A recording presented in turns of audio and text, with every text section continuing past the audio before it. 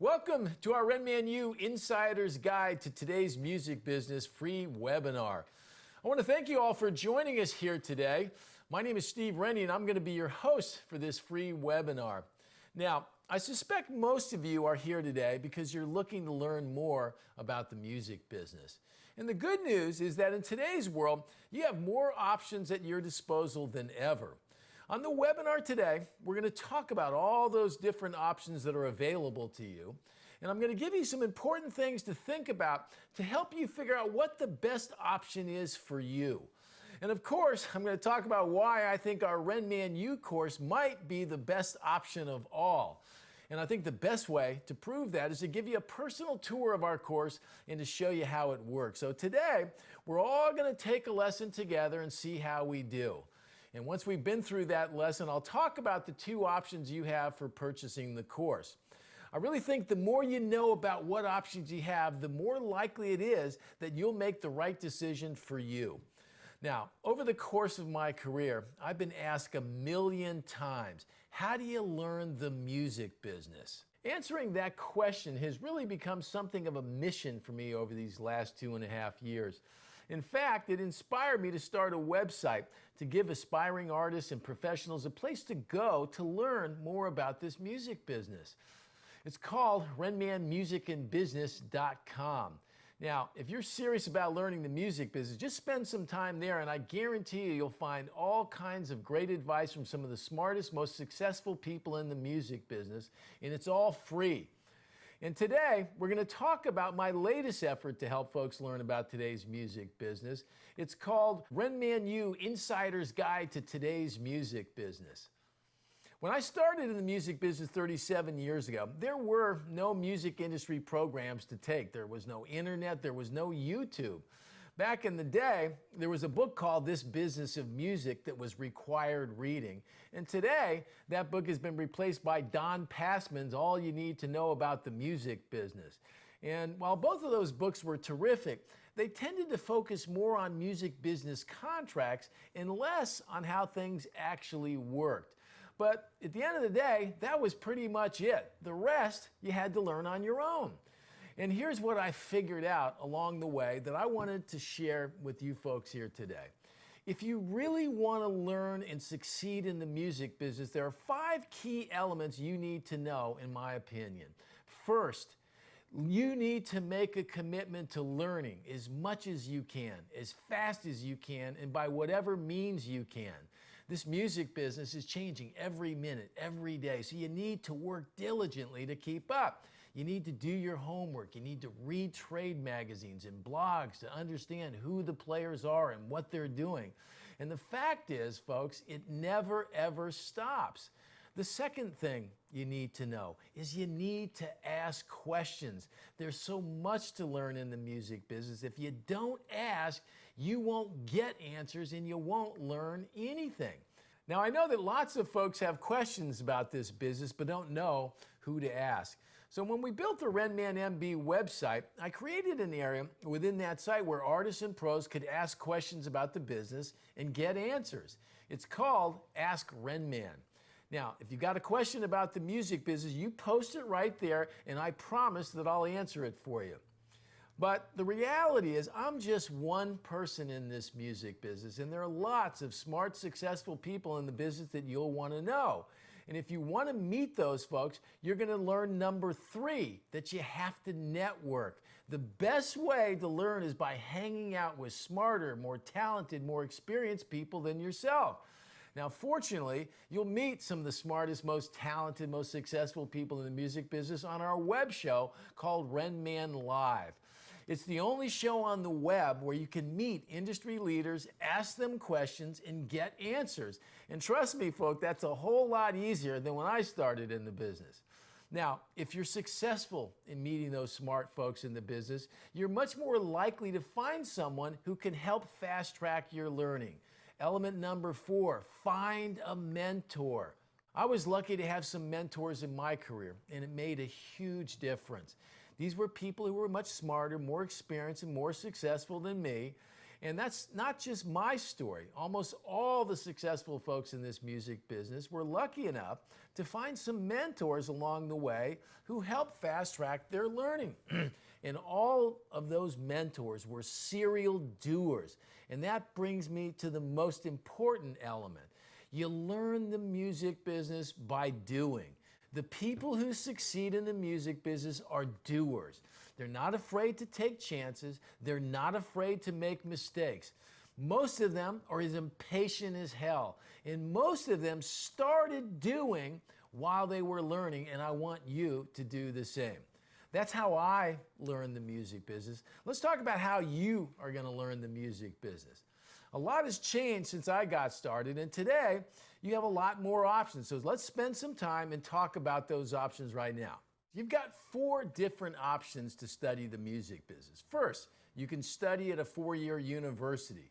Secondly, you can learn from online music biz experts. Third, you can check out free online services and blogs to learn. And 4, you can go out and do it old school by doing it on your own. So let's take a look at that first option, studying the music industry at a 4-year college or university.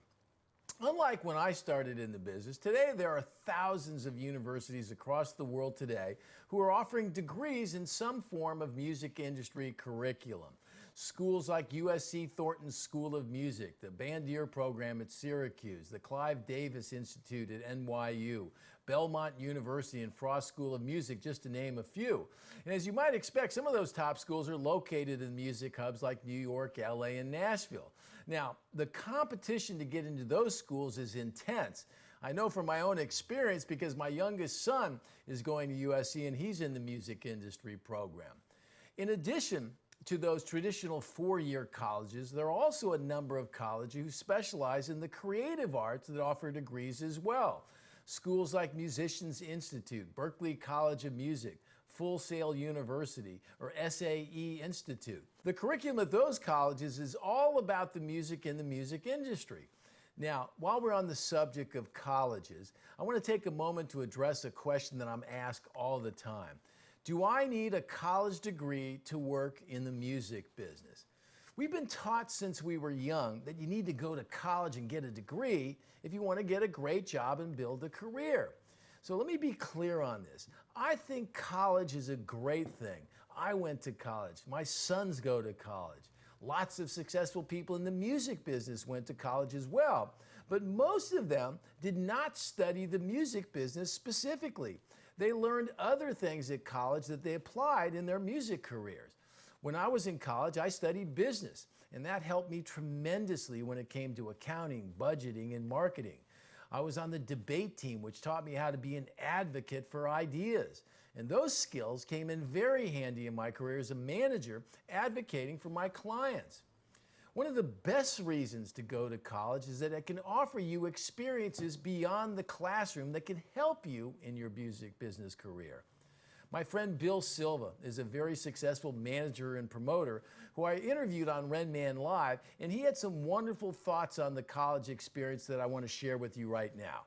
I think college is a great time to do something, because what I take away from college is that it's a time where we mature as human beings. We learn how to interact with different people than the communities we've grown up in.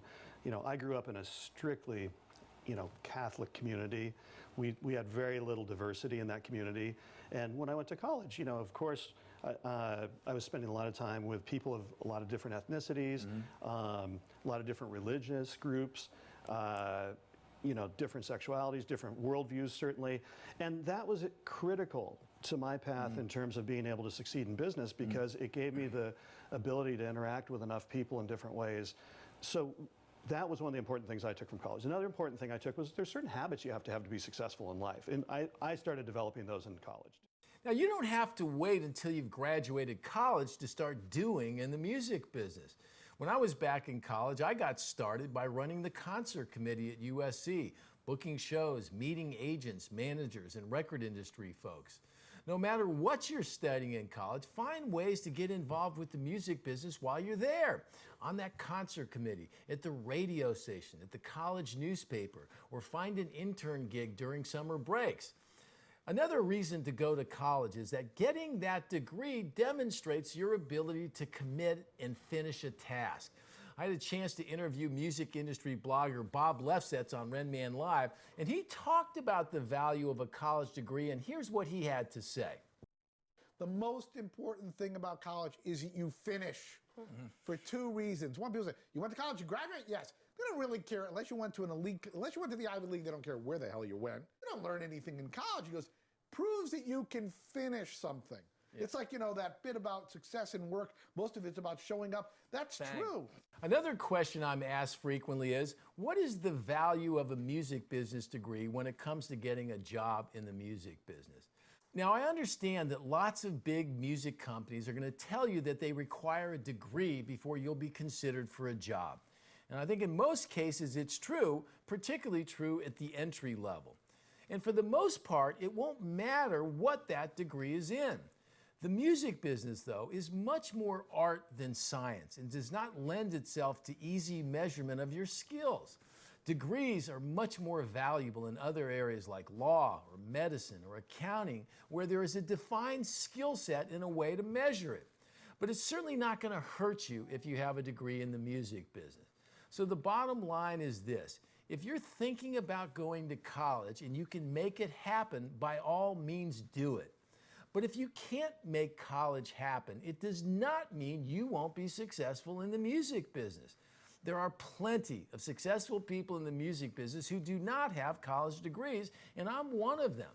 Your attitude, ambition, and dedication are much more valuable assets when it comes to succeeding in the music business.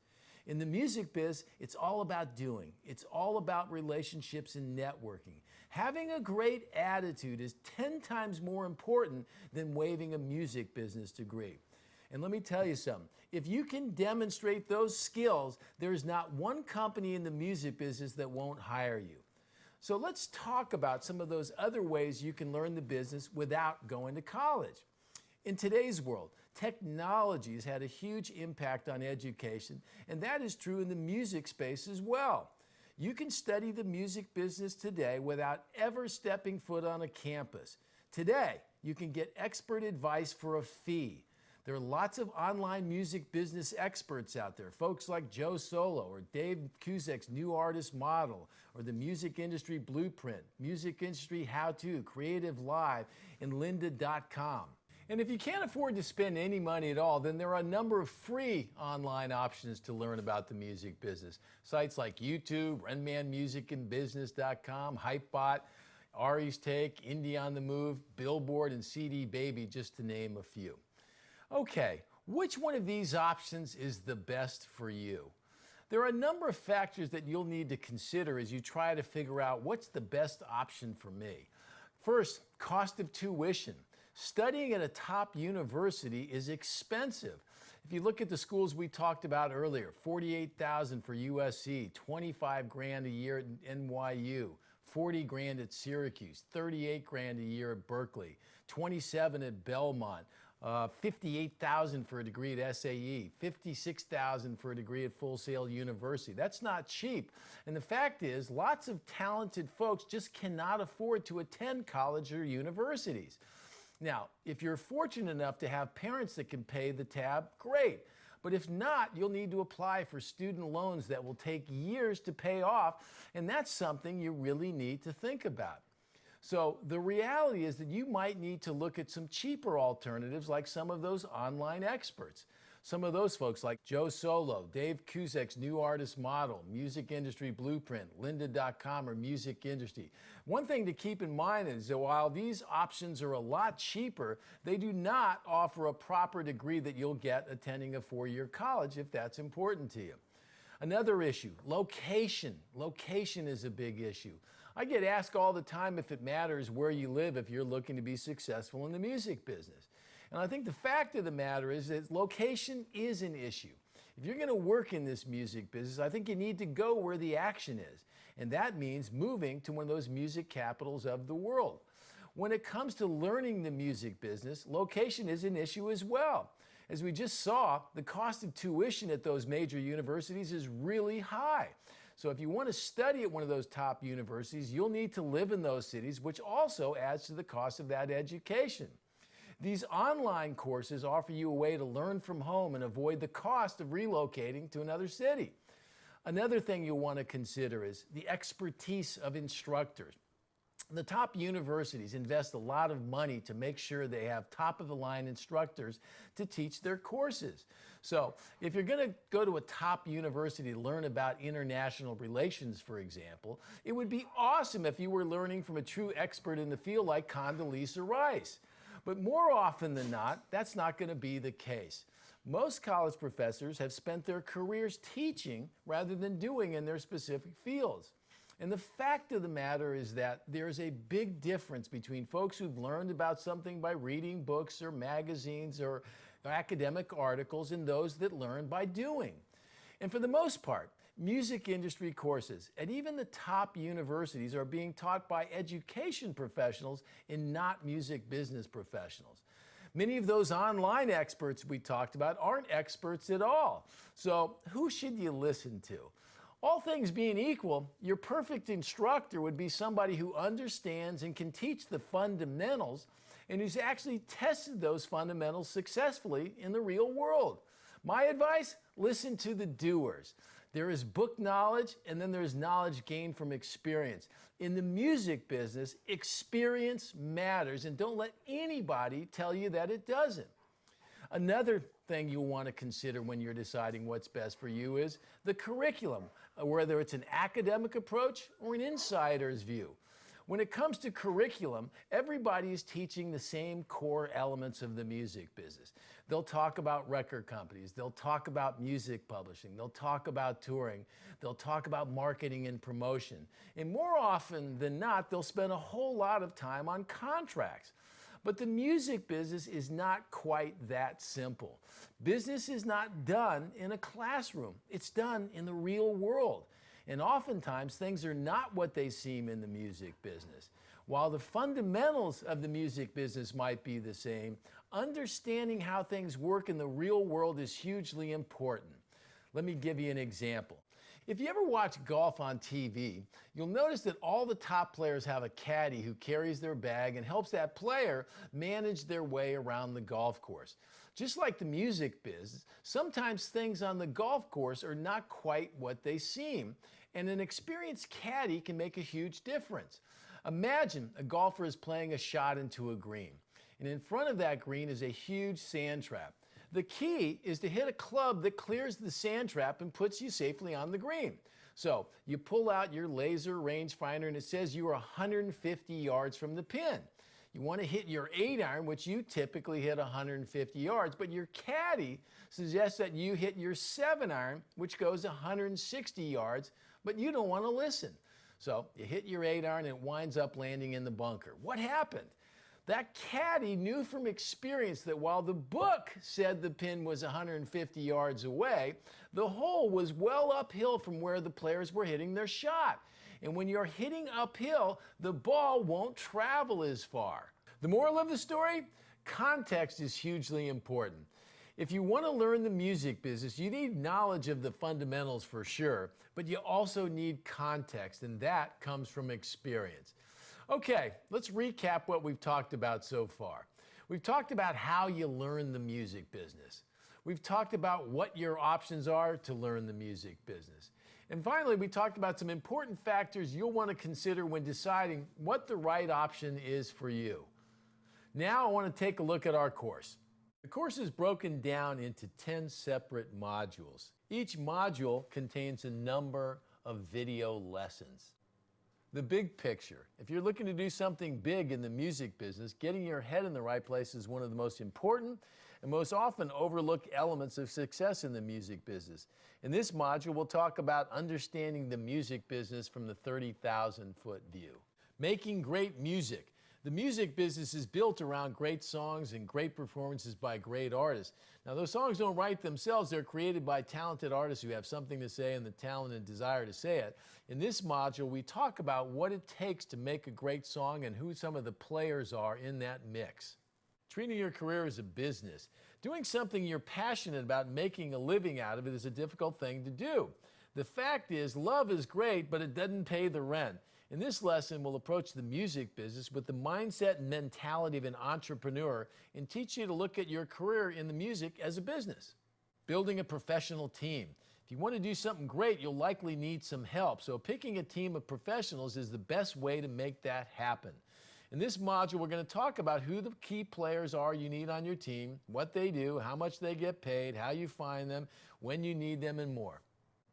Managers. Picking the right manager might be the single most important decision an artist will make once that music is made. In this module, we tell you everything you need to know about how to pick that great manager. Marketing and promotion. How to stand out from the crowd has always been the great challenge in the music business. In this module, we'll talk about how to identify and reach your fans and all the tools you'll have at your disposal to do that.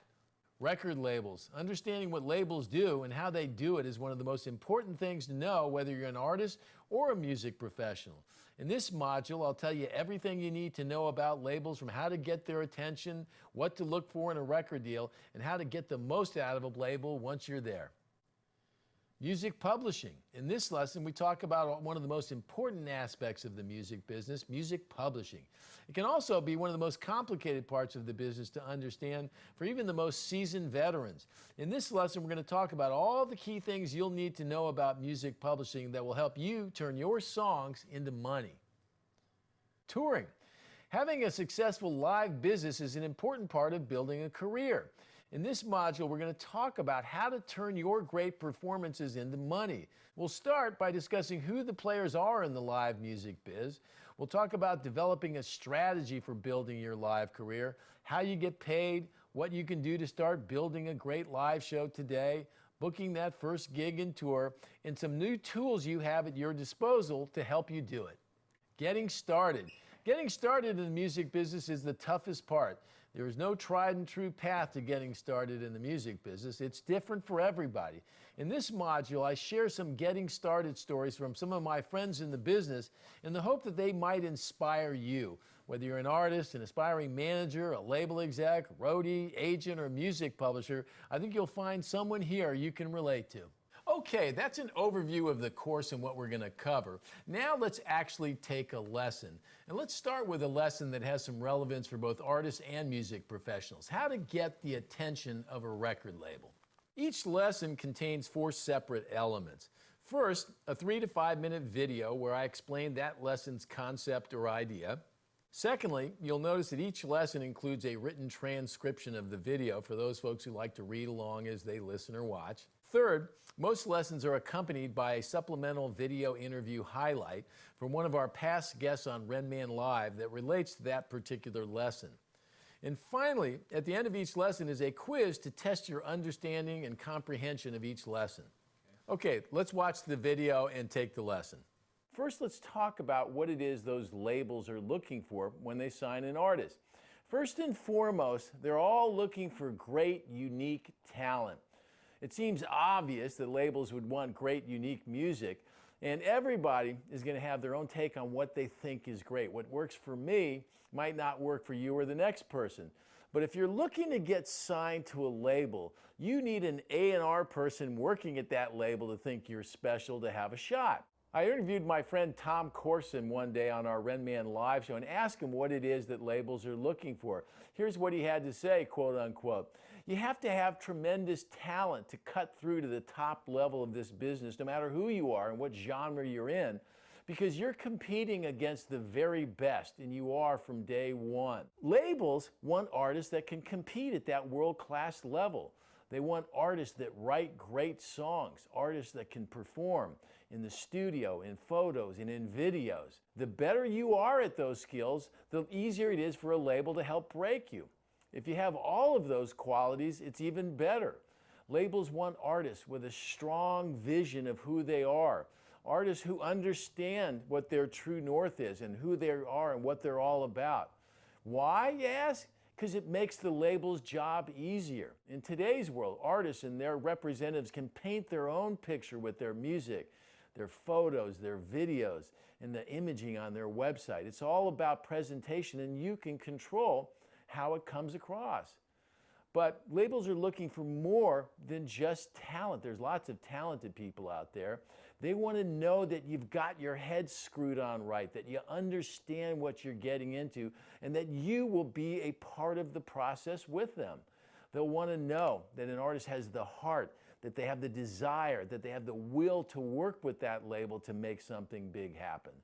They want to know that that artist is willing to learn and be open to ideas from the label when they make sense. That doesn't mean you have to say yes to everything they say. It just means that you'll need to listen and evaluate and be part of the dialogue. Remember back to our big picture lesson, money wants an opinion, and in this case, most of the money is coming from the label. In addition to that talent, in addition to that desire, they want to know that you've got a strong team around you. Labels do not want to work with difficult or inexperienced manager, and the reason is there's too much at stake. When a label signs an artist, they're making a huge commitment of time and money with no guarantee of success for either party. To hedge their bets, they want to know that the folks that they're getting in business with can help in the process. They don't want bystanders. They want active participants who can help move the needle. We've talked about building that professional team, and this right here is where it makes a huge difference. Having the right manager or lawyer in place can increase your chances of getting signed, assuming that you have that great, unique talent that the label's looking for. Finally, the labels want to know that you've laid some groundwork on your own. Now, this is really ground zero for all you indie artists and your representatives out there. This is where the rubber meets the road. Getting signed today means getting the attention of those labels. How are you going to do that? By writing, recording, and distributing your music, by building community around that music, getting your fans engaged on your website, on SoundCloud, on iTunes or YouTube. And it doesn't matter if it's all free in the beginning, it's about showing that you've got something that can attract attention. If you're a performer, you'll show it by playing gigs and doing business when you do play those gigs. If you do have a clear image of who you are, then you'll show it in your photos and in your videos, and you can actually control that part of the equation. This is where that fuck the gatekeeper attitude we talked about in the big picture shows itself. You'll need to do all of this stuff with limited resources, and you'll need to resist the temptation to whine about how tough it is and just make it happen. When you can make this happen, it starts to validate your unique talent for those labels and for yourself as well.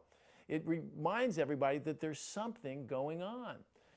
Labels aren't expecting millions of views or followers. What they're looking for are signs from those YouTube views or those SoundCloud listens and followers, that fan engagement, those ticket sales at the clubs, those merch sales at the counter. Things that might suggest that the good vibes they have about you as an artist and your music are real and that you're worthy of being signed. That label is going to make a big bet on you. They want to feel like they can win. And you can have a huge part in making them feel that they can. One of the things about our course that makes it unique is that we give you a chance to virtually network with and learn from some of the smartest folks in the music business who've appeared on my web show, Ren Man Live. In this supplemental video, Capitol Records UK President Nick Raphael talks about what he looks for when signing an artist. Now, Nick is one of the top A&R execs in the business who most recently signed Grammy Award winner Sam Smith in 5 Seconds to Summer. So let's hear what he has to say. Number one factor, likability. You can be the most talented, ambitious fucker on the universe. If you are unlikable, the public are going to hate you. If you are a and a you are a and a Number two, ambition. If you are fucking lazy and you are not willing to sacrifice, then you will fail. Fact. Number three and third in the importance is talent. Because we can name some of the greatest artists of all time, and there are better singers, better guitar players, better songwriters, and better musicians than them. But the truth is, they had ambition, likability, and enough talent, and enough songwriting ability, or they were good at pairing up with other songwriters and musicians that made the difference. Okay, now that we've watched the video lesson in the supplemental video, let's see what we've learned by taking the quiz. Okay, our first question.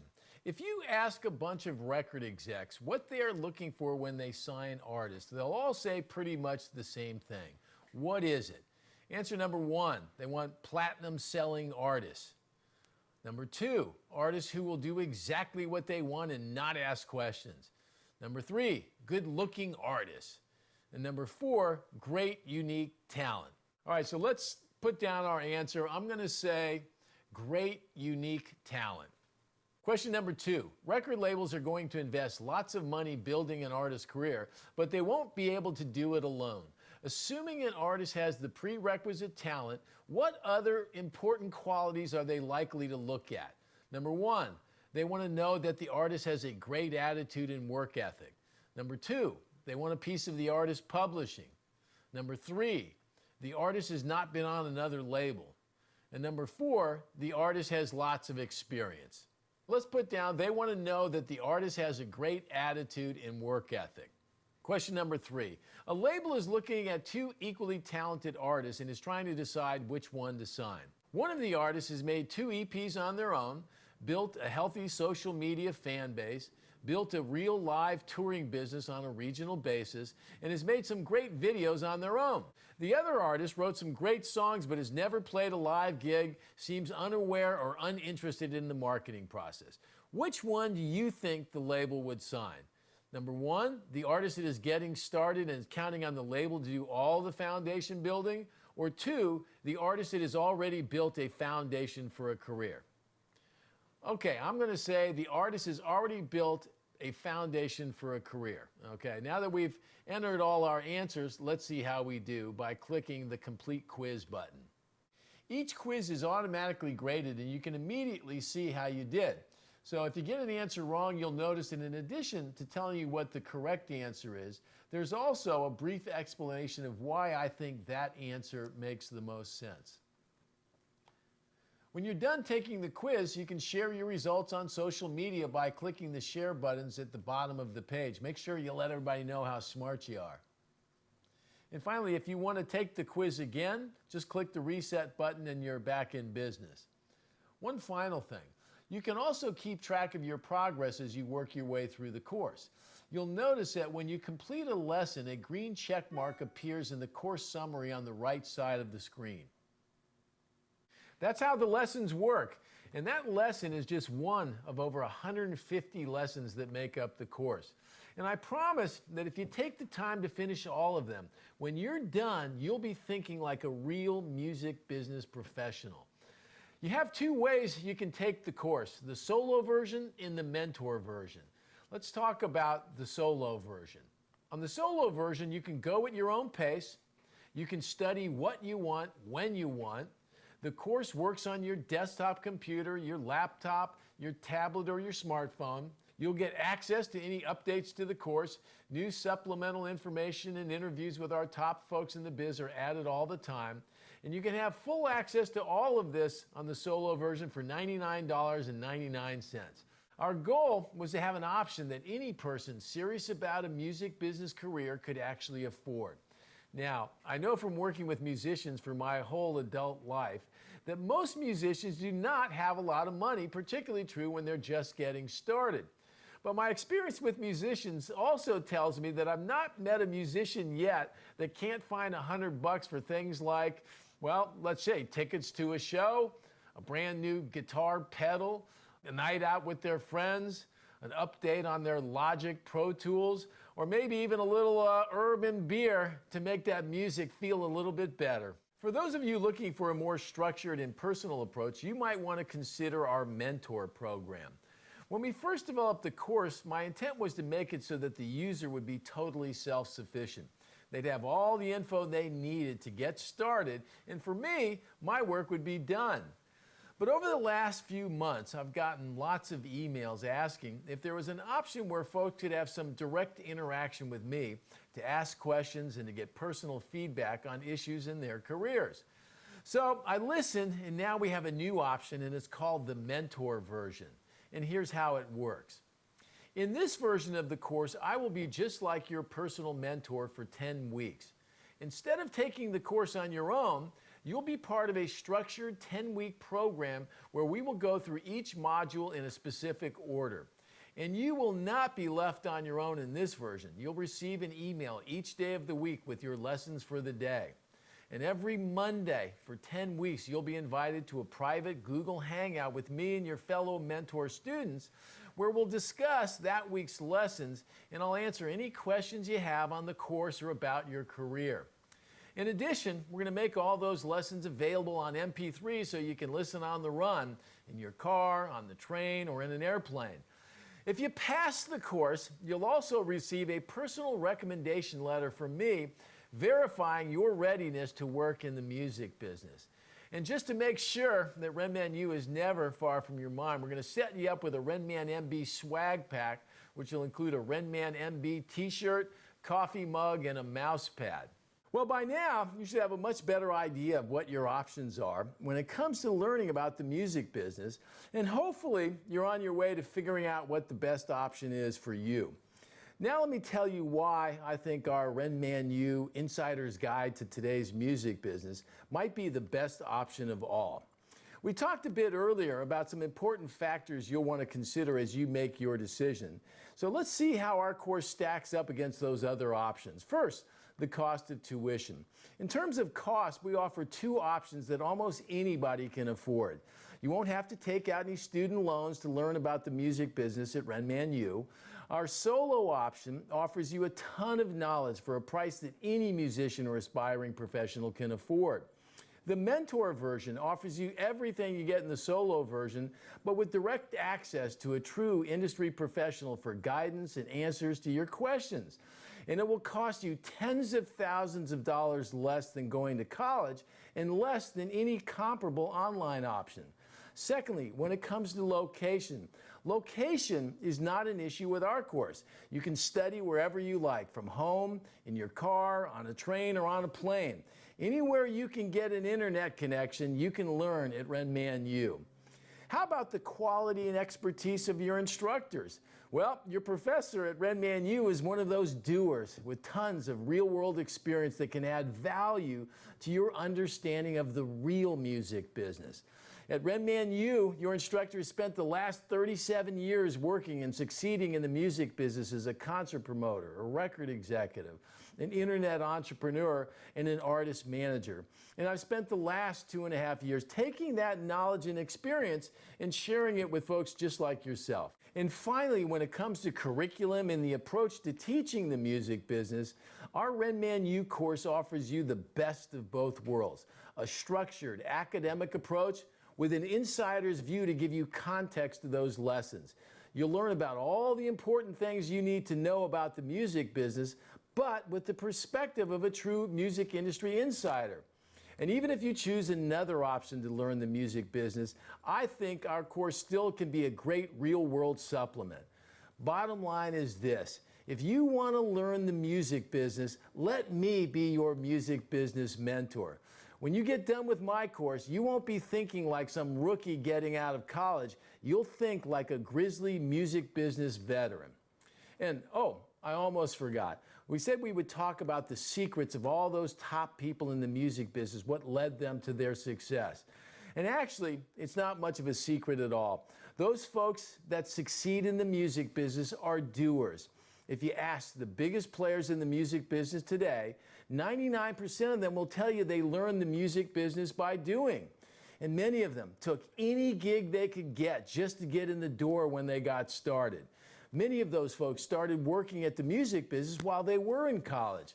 My manager, Bruce Floor, worked at the college radio station, which helped him get his first job in the record business. Longtime No Doubt manager, Jim Guarno, ran the concert committee while he was in college. Jeff Costello, as president of Elektra Records, did the same back in college in Wisconsin. All of them learned on the job. And today, you have a lot more options to learn the music business than ever, and you should definitely take advantage of them. But while you're learning, don't forget to be a doer. Don't make studying the music business your excuse for not doing. if you're looking to do something big in this music business, get started today. All right, I think I'll have a little sip of coffee and then we'll take some questions here. All right, folks, I'm all yours. That's our course and everything I think you need to know about it to make a decision, I hope. All right, good job. All right, questions. We got Kira O'Neill, my trusted friend from Miami, Florida now by way of West Hollywood, California. Questions for us, Kira? Yes, we have a pretty lively bunch in the chat room. We Good. have several questions. Do you want me to get started? Fire away. Let's do it. away. If you have some other questions or if you want to call in on our hotline, 310-469-9067. And I'm here to take all your questions, folks. Feel free to call in. All right, so Stephen O'Reilly in London asks, do you think it makes sense to join trade bodies? In the UK, I'm a member of MMF, Music Managers Forum, and it's been a great experience here in the UK. You get to network and meet some of the biggest and newest managers in the UK. How do you feel about that? Well, I love the name MMF. I could think of a couple other things, you know, music, you know. Anyway, first off, Stephen, thanks for joining us again. In general, folks, we talked about it in the webcast there. I don't know how you can network too much in the music business. I don't know how you can meet too many people. You know, it's more likely the opposite. You know, how are you going to meet people that can help you? So meeting with other managers, meeting trade organizations, any kind of gathering of people that are aspiring to do something or actually doing things in the music business is where you want to be. And you have to be relentless about that. And while sometimes it looks like I'm kidding about that whole networking and hanging out with smarter, more talented people, I couldn't be more serious about it. And so, Stephen, you know, join that one and anywhere else you can. You know, the key is to go out. If you want to do something big, folks, I haven't met a person yet that did something big on their own 100%. So go out and meet and make it your mission to hang out with smarter, more talented people. And I'll give you one other little bit of advice. So often I hear people talk about, well, I don't really know that person, and it would be weird, you know, just going up and meeting somebody. And I just met a young guy here today who was at some restaurant out in California here and saw Rick Rubin across the room and thought, what the fuck, I'm just going to go up and shake his hand and introduce myself, and he did. And instead of getting blown off, he's got an interview at Shangri-La Studio. So go figure. I'm sure, you know, they don't have that in the rule book, but it all started with networking and asking the question, hey, how are you doing? Here's who I am. So next question. Hope that answered your question, Stephen. Next question is Raja in India asking, how should a booking agent approach negotiating a deal for his or her artist with venue and festivals? Okay, Raja. If you're asking me how should an agent negotiate with a buyer, if that's your agent, I'm going to tell you got the wrong person already. Okay, if he's trying to figure out how to negotiate with a venue. You know, if you're an agent, let me tell you how that goes. And all that we talk about this a lot in our touring module of our course. The agent, a great agent, you know, an experienced agent will have relationships with existing buyers around the, you know, the country and in India. I'm not familiar with the touring business in India, to be perfectly honest, but I suspect it's the same. You got a buyer on the end of the phone that wants to hire an act, and he wants to be able to make some money on that act. And the more likely it is that he's going to do that, the easier that negotiation is going to get. So, but it starts with, you know, somebody gets on the phone with the manager who says, hey, we want to book a date in such and such a town on such and such a time period. And then that agent is going to call up the buyer at the clubs or the venues that you're thinking about playing. And he's going to say, hey, I got band X, Y, or Z, and we need $1,000 guarantee or whatever that deal might be. And that buyer's either going to say yes or he's going to say no. Now, more often than not, if it's a brand new band, you probably, if it was here in America, Raj, you probably wouldn't be getting paid in those early days because nobody knows whether you can draw any people or not. So, but it starts with, we got a band, this is the date we're looking at, these are the venues we're looking at, and that agent, an experienced proper agent, is going to go make me an offer, or he's going to tell him I need $1,000 or whatever that number might be. And the key to getting a great agent is you got to get somebody that knows a lot of buyers, okay? And so if you're the agent and you're just starting, then you're going to have a little bit tougher go of it. Does that answer the question, Carrie, you think? I think so. Okay. In depth. Okay, and by the way, love it. We got folks from India calling, which just goes to show you, folks. Love of music and the passion to do something in the music business literally knows no boundaries. And thanks to the internet, we can all be chatting here. Amazing. All right, another question there, Kira? We You're do. quite a bunch here. Let me tell you something, folks. You want to get in the music business, you get a little louder, all right? Yeah, You're going to run into some loud guys like me. All right, we got a call online, and I have several other questions. So Colleen asks... Did we mention that mug that you get with your swag pack there, Cud? We sure did. Yeah. Okay. Go ahead. Sorry, Kira. Colleen asks, where is the best place to intern? I'm currently working with a local concert venue, but I don't feel like I'm getting any useful experience. Where should I be looking for more helpful internships? Well, first, I bet you it's Colin, not Colleen. No, it's Colleen. Is it Colleen? Yep. I saw a Colin in there earlier. Well, his question will come later. Oh, okay. Kira, moving the ladies up. The ladies Sorry. first. Sorry about that, Colleen or Colin. Colin just got snooped by Colleen. The question is where she's working at a venue right now. Kira? Yeah, I'm sorry? She's working at a venue right now. Yeah, she's working in a concert venue, just interning. And she wants to know a better place to yeah, where she network? can get more useful experience. It sounds like she wants to be in the concert business. If you want to be in the concert business, you know, starting at a club or a venue is the best place to start. And sometimes just getting started is the most difficult part, right? So once you've had a gig working at a real concert venue, and you've done a good job there, you'll meet managers, you'll meet agents, you'll probably meet other people in the live touring business. But once you have a little experience, I don't know, what city does Colleen live in? Did she say? Colleen, She did not. Okay, no. well, depending on where you live, if you live in a big city where there's a real concert business or Live Nation or AEG or one of the big concert companies is doing shows, you should send them your resume. You should tell them what you're up to. You know, you should tell them what you're looking to do. And it's really this constant theme that you'll hear me talk about, you know, here and on our course and on our web show, which is you got to go out and network. So identifying who you want to talk to is part one, and that's pretty easy if you're really in the music business because you're going to be reading trades, you're going to be talking to other people in the business, and then you just got to get up the courage to ask the question. And the worst that's going to happen is they're going to go, hey, Colleen, we don't have anything right now. And then you're going to say, thank you very much. Can I just keep contacting you from time to time?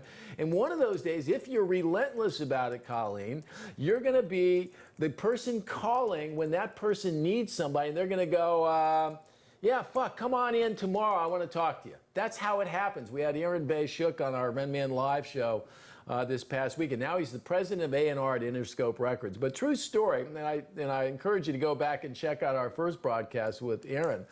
He happened to be in a temporary agency trying to get a job in the music business, and they said, well, we don't have anything. As he's at the meeting, the phone rings, and the gal gets some request, hey, somebody needs a temp secretary at label X, Y, or Z. And she goes, do you want to go on that interview? And he said, yes. And that's how his career started. And today he's running A&R for the biggest label group in the whole of the planet. But it starts with getting in the game and asking the questions. So you got your first gig. That's great. Now go leverage it, Colleen. All right, Kira. Now that we've covered your friend Colleen, I hope. All right. You want to take a call? Sure. All Let's take right. a call. Who do we got? It's Don Borza. Don Borza in the middle of the track. How you doing, Don Borza? Good, my friend. How are you doing? Good. Now, for full disclosure here, Don and I are asshole buddies now, okay? Because we've done a lot of networking through our website, and Don was actually one of our first batch of Ren Man U students. I suppose now graduates, and I'll use that loosely, Don. How you doing today? I'm doing good. And that's kind of why I wanted to call you as well, too, because things are going really well, starting to progress nicely. I've had a couple of younger artists here in my neck of the woods that have been asking me to possibly manage them. So what I'm thinking is, I'm wondering, is it possible to as a Christmas gift, sign up a couple of these people for your courses? Because I'd really like to have them learn this before you, because they're so green, and I'd rather have them go through your course and learn what I learned. and then before I kind of think, I get them up to speed is what I want. Yeah, I think Ren Man U as a Christmas present would be freaking awesome. And folks, what Don's really saying is he wants me to do a little of the work before he takes over, and that is a smart man right there, okay? But all kidding aside, for the artists out there that are just getting started, I think finding that manager, finding somebody that cares about you, that has some sense about business and has some relationships in the music business and so forth is tough. And so some of the lessons that you'll learn in our course, and I think Don would probably confirm this, you know, are helpful because in those early days while you're working and looking for that great manager and those people that are going to help you in your career, the reality of it is you're going to have to do that work yourself in those early days.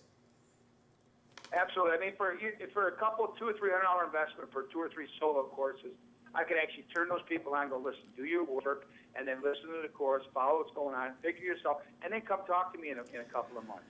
So Yeah. that's the first part. Second part, when does it start up again?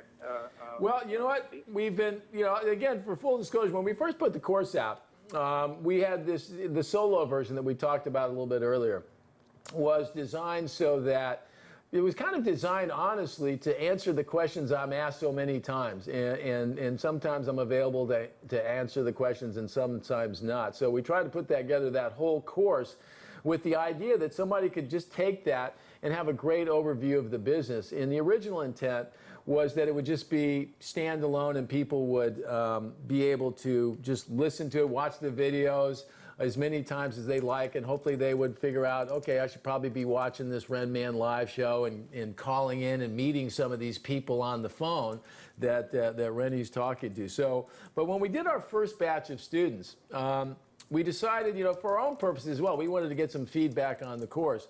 That first group of people got what has now become the mentor version, where, you know, we were able to talk to people and get together in these Google Hangouts. And Don, I'll ask you, I don't know how helpful that was for you, but for most folks seemed to like. What was your It was fabulous. I mean, and the audience doesn't know this, but I come from the business background. I'm a professional in the film and television business, and I've been producing TV shows and films for 25 years, and now we're just branching into the music business. And it was super helpful. It's totally relatable to the music business. The information was just, it is the best. So with your solo version, even at, I can still direct these 2 or 3 artists and say, hey, listen, you need to do this week, you need to do this week. Still let them do what they need to do and pick and choose where they need to go and have them get up to speed as quick as possible. Yeah, I think that's the idea, is that, you know, the way, you know, when you took the course, Don, it was every week we were kind of doling it out the way we wanted it, very similar to what will happen if you're involved in the mentor program. And I think it was helpful for folks, but, you know, most folks, or a lot of folks, I should say, you know, there's probably more folks like me out there that just want to skip ahead and go back and forth a million times. And so the course is perfect for that. So some of the questions that Don was having me answer personally were questions that, you know, you're going to be answering it to yourself. So when I ask you to think about what your target is and what you're looking to do and trying to identify what your true north is and who you really want to be, those are questions that are really for you to get you thinking about the right things and getting your head in the right place and getting a great attitude. You saw in the clip there that we played from Nick Raphael, who was one of our recent guests, how important that attitude is to professionals in the business. And Nick, you know, Nick Raphael rated talent is the third element of the things that he's looking for. And he's not alone in that, by the way, folks.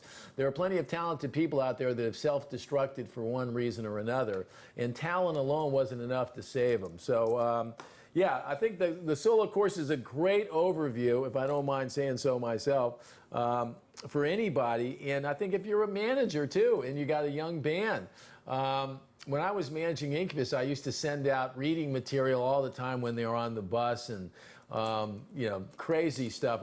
One day I sent them, I ordered up a couple copies of The Making of Pump, which is a great DVD from Aerosmith, which if you haven't watched it, folks, I would recommend you go to Amazon and spend 15, 20 bucks, because it was a great behind-the-scenes look at how bands really are. And so I sent that to him at one point, and different ones I forgot over the time. So, Don, sending materials, educational materials to bands is, actually, all kidding aside, I think is a good thing. The smarter the bands are, right, and the smarter you artists are about the business, without obsessing about it. You got to write great songs if you're an artist, first and foremost. You get that right, and a lot of the other things will get easier, you know.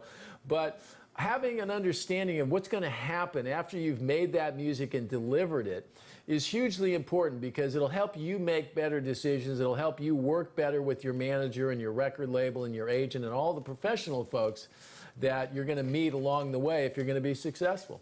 So, all right, does that answer your question there, Don?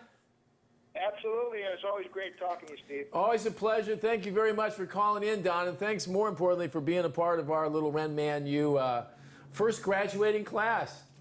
Code, do we have that graduation song? No, we don't have it on the TriCaster today.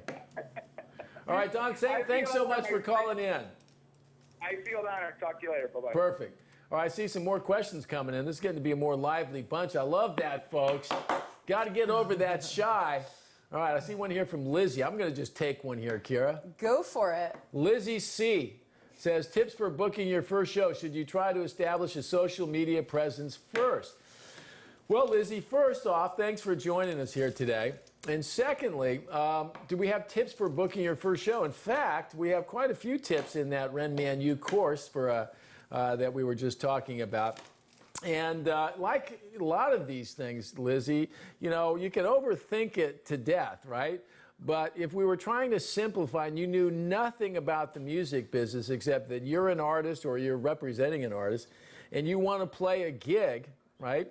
Then identifying what your targets are in that process is important. So there's probably X number of clubs where you live. I don't know. You didn't tell me where you live. Lizzie, where do you live? Throw that in the chat room for me. But if you live in a big city, there's probably a number of different venues that have live music. And so those are your targets. So those are your intermediate targets along the way of doing something big in the music business.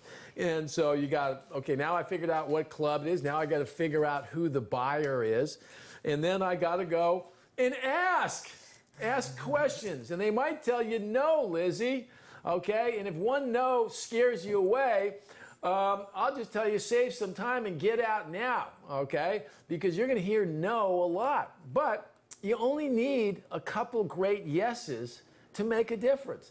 And so for the people that love hearing yes more than they hate hearing no, those are the people that are going to get those gigs here. And we talk about resources. There are all kinds of great resources out there now for independent artists to help you book shows. And one of my favorites is a website called Indie on the Move, and I think we have some links to the course in there Inside the course. About it. And that can help you. They've already identified the buyers at the clubs. They've already given you some phone numbers and some contact information. So when we talk about one of those big picture lessons in that big picture part of our course and module is about fuck the gatekeepers. And it's about an attitude, and it's a mentality that you really need to have, particularly true if you're an indie artist, and that is to make things happen. And that means you don't just stop at the first obstacle. You figure out how to go over it, under it, around it, through it, whatever it is, and you're relentlessly searching for answers. Identifying problems is easy. Finding the answer is a little bit more difficult.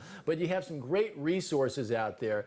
But first, get your target, Lizzie. Who am I going to be calling, right? Do some homework with sites like Indie on the Move that can help you find the people and the information you need to ask the question, and then start asking the question. That's how you book your first gig. And oh, by the way, when you get that first gig, Lizzie, be fucking great, okay? That's how you'll get the second one, all right? Portland, Oregon. God bless you, Portland, Oregon. Those Oregon Ducks. We've got a couple of Trojans here who have been disappointed by your Oregon Ducks. I'm going to just say it, Code, all right? All right, thanks for asking the question, though, Lizzie. You already passed the first test. You asked the question. I growl a lot, but I don't bite. Another question, Kira O'Neill. Yeah, actually, we have some questions about networking, so I thought it would be a good time to mention, What showbiz instincts?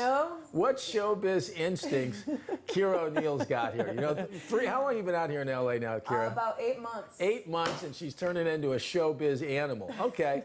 Well, I mentioned in our promo for the course that there was a special networking event we wanted to talk about. You know, every year, or not every year, but for many years, I've had a big networking barbecue. I never thought about it as a networking event, more just like a place to, you know, have a couple beers and bong loads or burritos or burgers. Not advocating, folks. It's just I live in this world, okay? And anyway, we're going to have another one on June 28th out here in Los Angeles, California. And for all of you folks that might consider buying our mentor program, I'm going to give you, if you buy our mentoring program between now and the day of event here, right? We'll get you into our party, and not only will you have a blast, and you'll get stuffed with food and alcohol, and I'll trust that you'll be on your best behavior going home.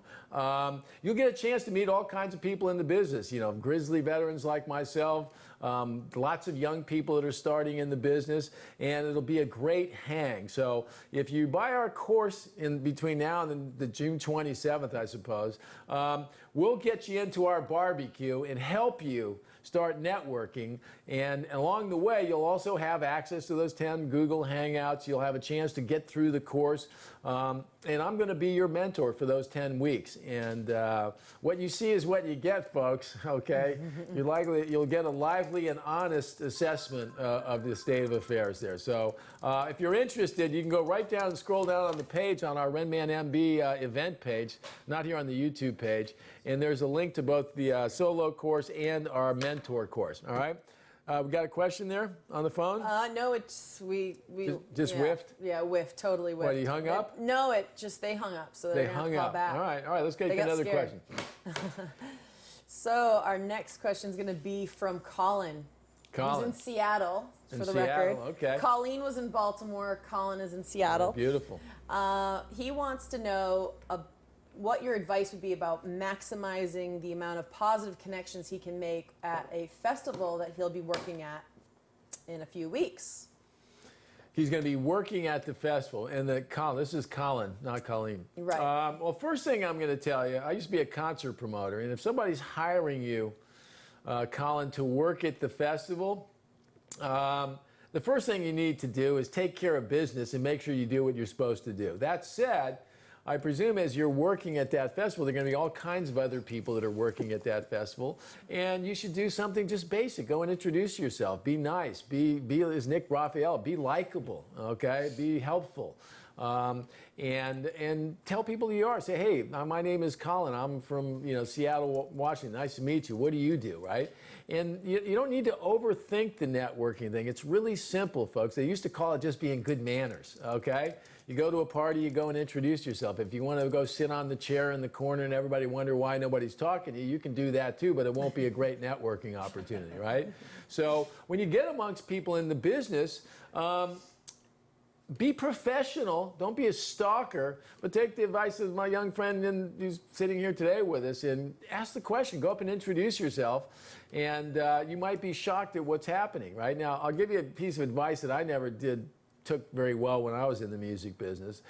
Get some cards, okay, and hand them out so that people know where to find you. And because you'll likely get a brief exchange to make an impression. But if you start off with making a nice impression, you have a good vibe about you, you might just get a call one day. So start simple. Don't overthink it, Colin. Stick your hand out. Say hello. How you doing? And don't forget to do the job you were hired to do, my friend. All right? All right, we got, who else we got here?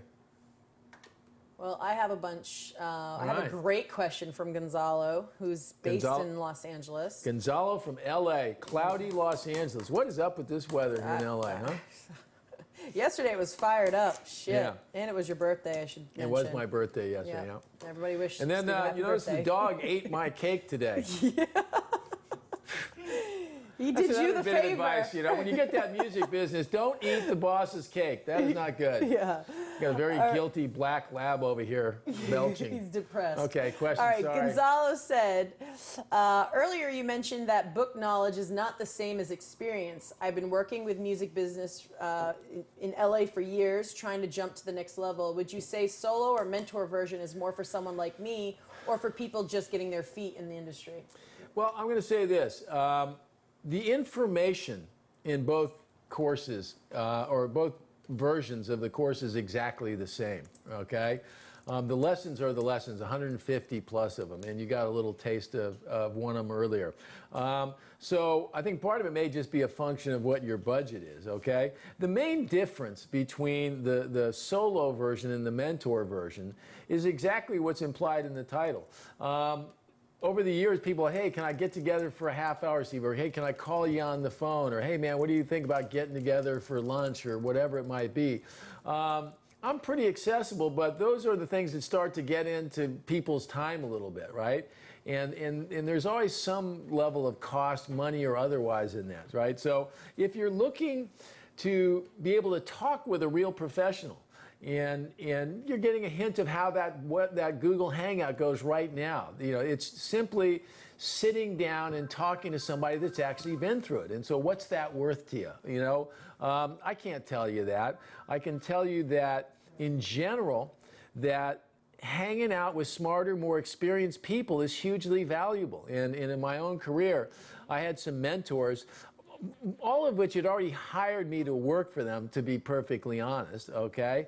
But those mentors, I can't overstress how important that was in my own career, to be able to be surrounded by people that actually had experience, that when something was fuzzy in my mind, I could say, hey, I'm thinking about this, what do you think? And they go, you know, kid, you're missing the whole picture. You're looking over here, the game's over there, right? And that learning process was invaluable. So that was really our inspiration for doing the mentor version. And I know it's a bit more expensive, still tiny compared to what some people are spending to learn, in my opinion, a much more watered down book version of the music business that may shock people at the end of it, of how unimportant that is at the end of the day, than it is to go out and just get involved with people that are doing. So to answer that question, I think if you've got $499 and you've been doing it for a while, and you've sniffed around on our website or watched some of our web shows, and you think you might benefit from having a conversation with a real music business professional, I think it's well worth the price of admission. And for all the folks out there, I'll just say it, you know, I love doing this, and I love talking with young folks, and not just young folks, but people that are interested in doing something in the music business, you know. But to do it right, you know, I got a team of people here. And so it helps me keep the doors open for all this learning going on here. And, but that said, compared to all the other options out there that we've looked at in detail, I'm obviously somewhat biased, but I think it is, I wish I had something like this when I was starting in the business. So, shameless plug for the course there, but I mean it. Okay, next question, Kira. Next question. I got Aaron Wolfson from Laurel Canyon on the line. I think I've met Aaron Wolfson before somewhere. Yeah. Okay, fire away. Oh, he's on the phone. He's on the phone. Oh, geez, okay, great. Uh-oh, go to camera 2, Cody. Camera 2. All right, there we go. Hold on. We have a very flashy camera that works great for about a half hour at a time. So now he went from the Diva version. Okay, let's get Aaron on the phone there. He's already on. Oh, he's on. Okay, Aaron, you're on. Hey, Ren, how are you? Good, man. How you doing? Doing great, doing great. How can I help I think you? You're doing a wonderful job with this courses. I really think it fills a huge gap that is missing from education from universities for music. Well, I appreciate that. I'm not sure those universities would appreciate that quite as much. Yeah, well, I mean, it's like you have hard-won experience, so that's, the real deal. Yeah, well, I appreciate that. My question to you is, these days, music is very accessible on the internet, and you've got, like Jimmy Iovine and those guys trying to launch the new Apple subscription thing and other subscription services. So what is your opinion of that? Because like originally it seemed that records were just a promotional item to get people out to live shows, and then it became a business for a while, and now it's sort of kind of different. So, well, I think, I'll go to the biggest picture level of this, right? And if you're just starting off and you're an artist and you've written a song or you've got a band or whatever it might be, the single most difficult thing is getting heard, right? And so often these days, the conversation gets diverted to who's getting paid what and who's screwing who and all of that. And what gets lost in that conversation is that if you're not being heard, then there is no issue with being underpaid or overpaid. It's just not part of the equation, right? So when you spend a lot of time like myself trying to get people heard, you have an appreciation for what that's all about. So at the biggest picture level, every opportunity to be heard, whether it's Spotify, whether it's Apple, I guess it's not Beats, it's the Apple, streaming service, we'll call it, right? Tidal that was just recently launched. All of these places are another way for people to hear your music, right? And that getting heard part is what leads to a live business, by and large. It leads to other commercial opportunities. When your music is being played, whether it's on Spotify, whether it's a download, whether it's a CD or a piece of vinyl, it's generating some publishing income. And those are the things that keep you in business as an artist and that help you turn a hobby into something that resembles a career, right? How you get paid within those services is a different subject, right? And one that you could get lots of smart people on both sides of the fence, right? And so I won't talk about all that today, but I'll tell you my feelings in general is that, as a manager, even when I was a manager, and as a former manager observing the playing field, right? I listen to more music than ever, and most of the music I'm listening to today is free, okay? But you go out to concerts and you buy other pieces of the puzzle there, right? But here's what's interesting, and I think it takes some time to play out. So you're talking about Spotify. There was a big article about Daniel Ek in Billboard this week, right? In addition to that #1 golfer thing. Anyway, people get on Spotify's case because they don't pay. But the fact of the matter is there's a different way of getting paid happening. Guys like me love big checks and handing big checks to Incubus or AC/DC or pick your big band, whoever it might be. And today, artists that are getting played constantly, who write evergreen songs, are going to get tiny little payments that are going to stack up and keep increasing in volume over time. And so it may take 5 or 10 years for people to realize that the music business did, in fact, get bigger, right? But the pay, instead of getting big checks, they got a bunch of little checks and little pieces that added up to a big number. And the example I always use is, if somebody were able to calculate, I was driving somewhere the other day and I heard Led Zeppelin at Stairway to Heaven for about the fucking millionth time in my life, okay? And I sat there and I was thinking, if Spotify had been around in 1972 or 73, whenever Stairway to Heaven came around, when I was a teenager, and you got paid for every single time it had been heard, it would probably have been worth more than all the record royalties they earned. Now, I don't know that for sure, but that's my sense of it. I was playing golf with a buddy of mine the other day. He used to run Universal Music Distribution for years. And we were talking about where the business is growing. And he left back in December. But you can check out his interview on our website, Jim Urey.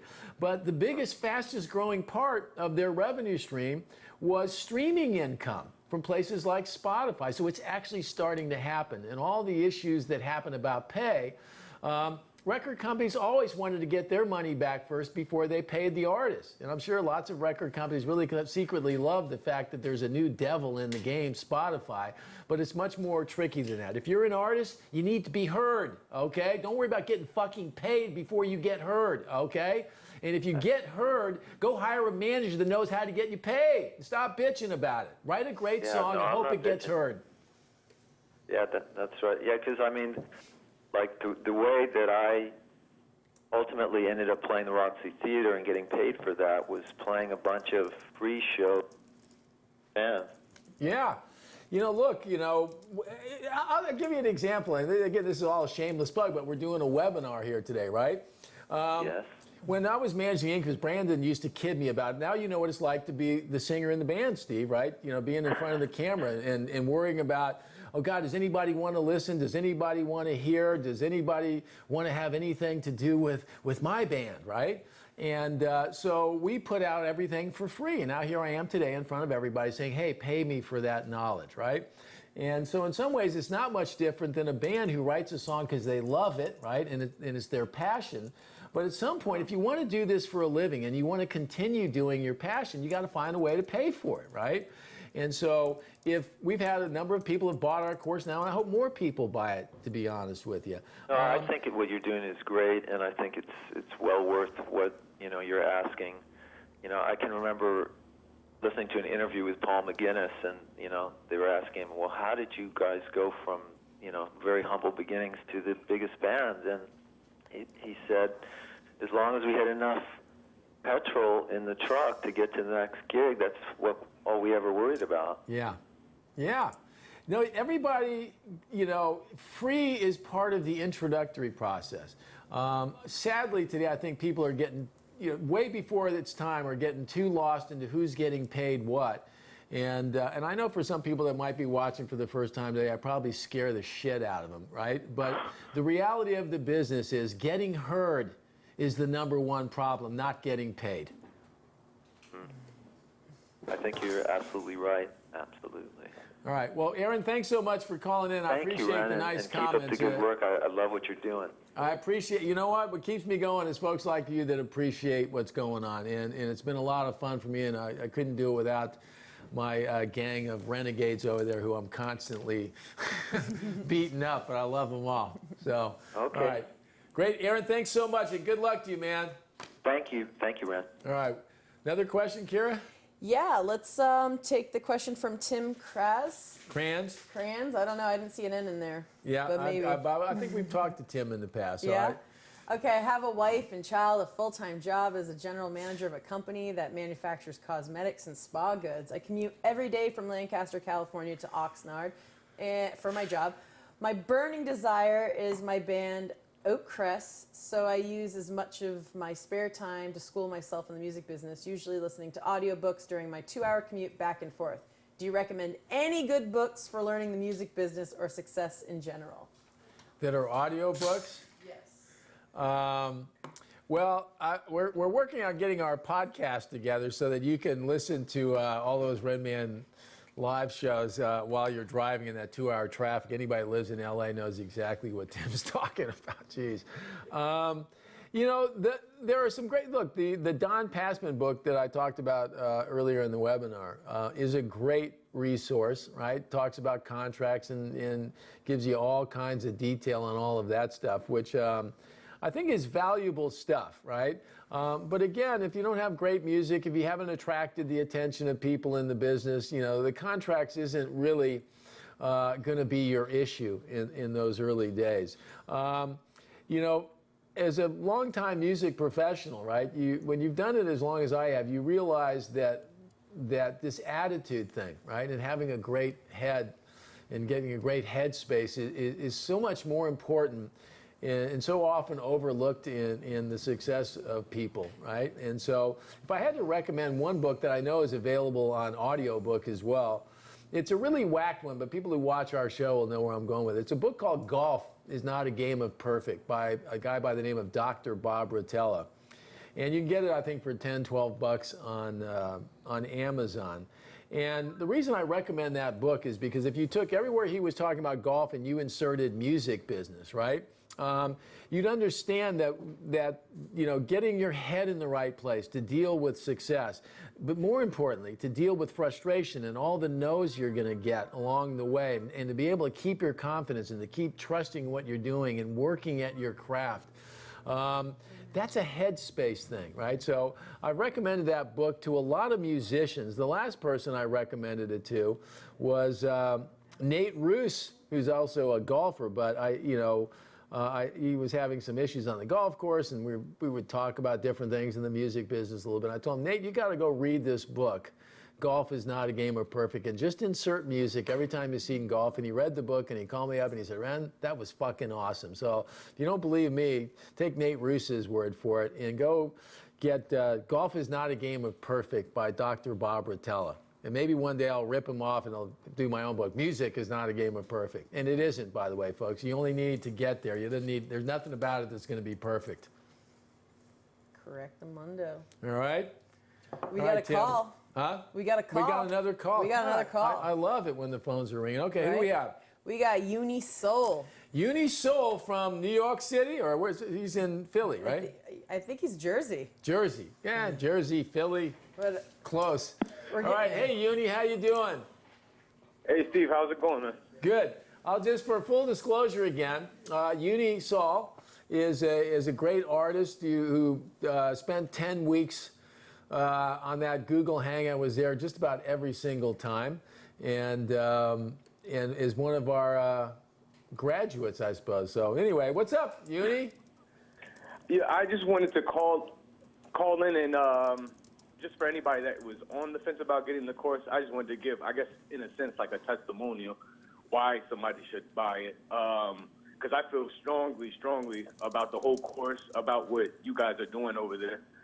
So that's why I was just calling in, because for me, taking the course, it totally changed everything around for me. I mean, I was putting out my own music for well over 10 years. And like you said, one of the Google Hangouts that we had, you're like, you can't be an artist and play label at the same time. And that's kind of what I was doing, to my own detriment.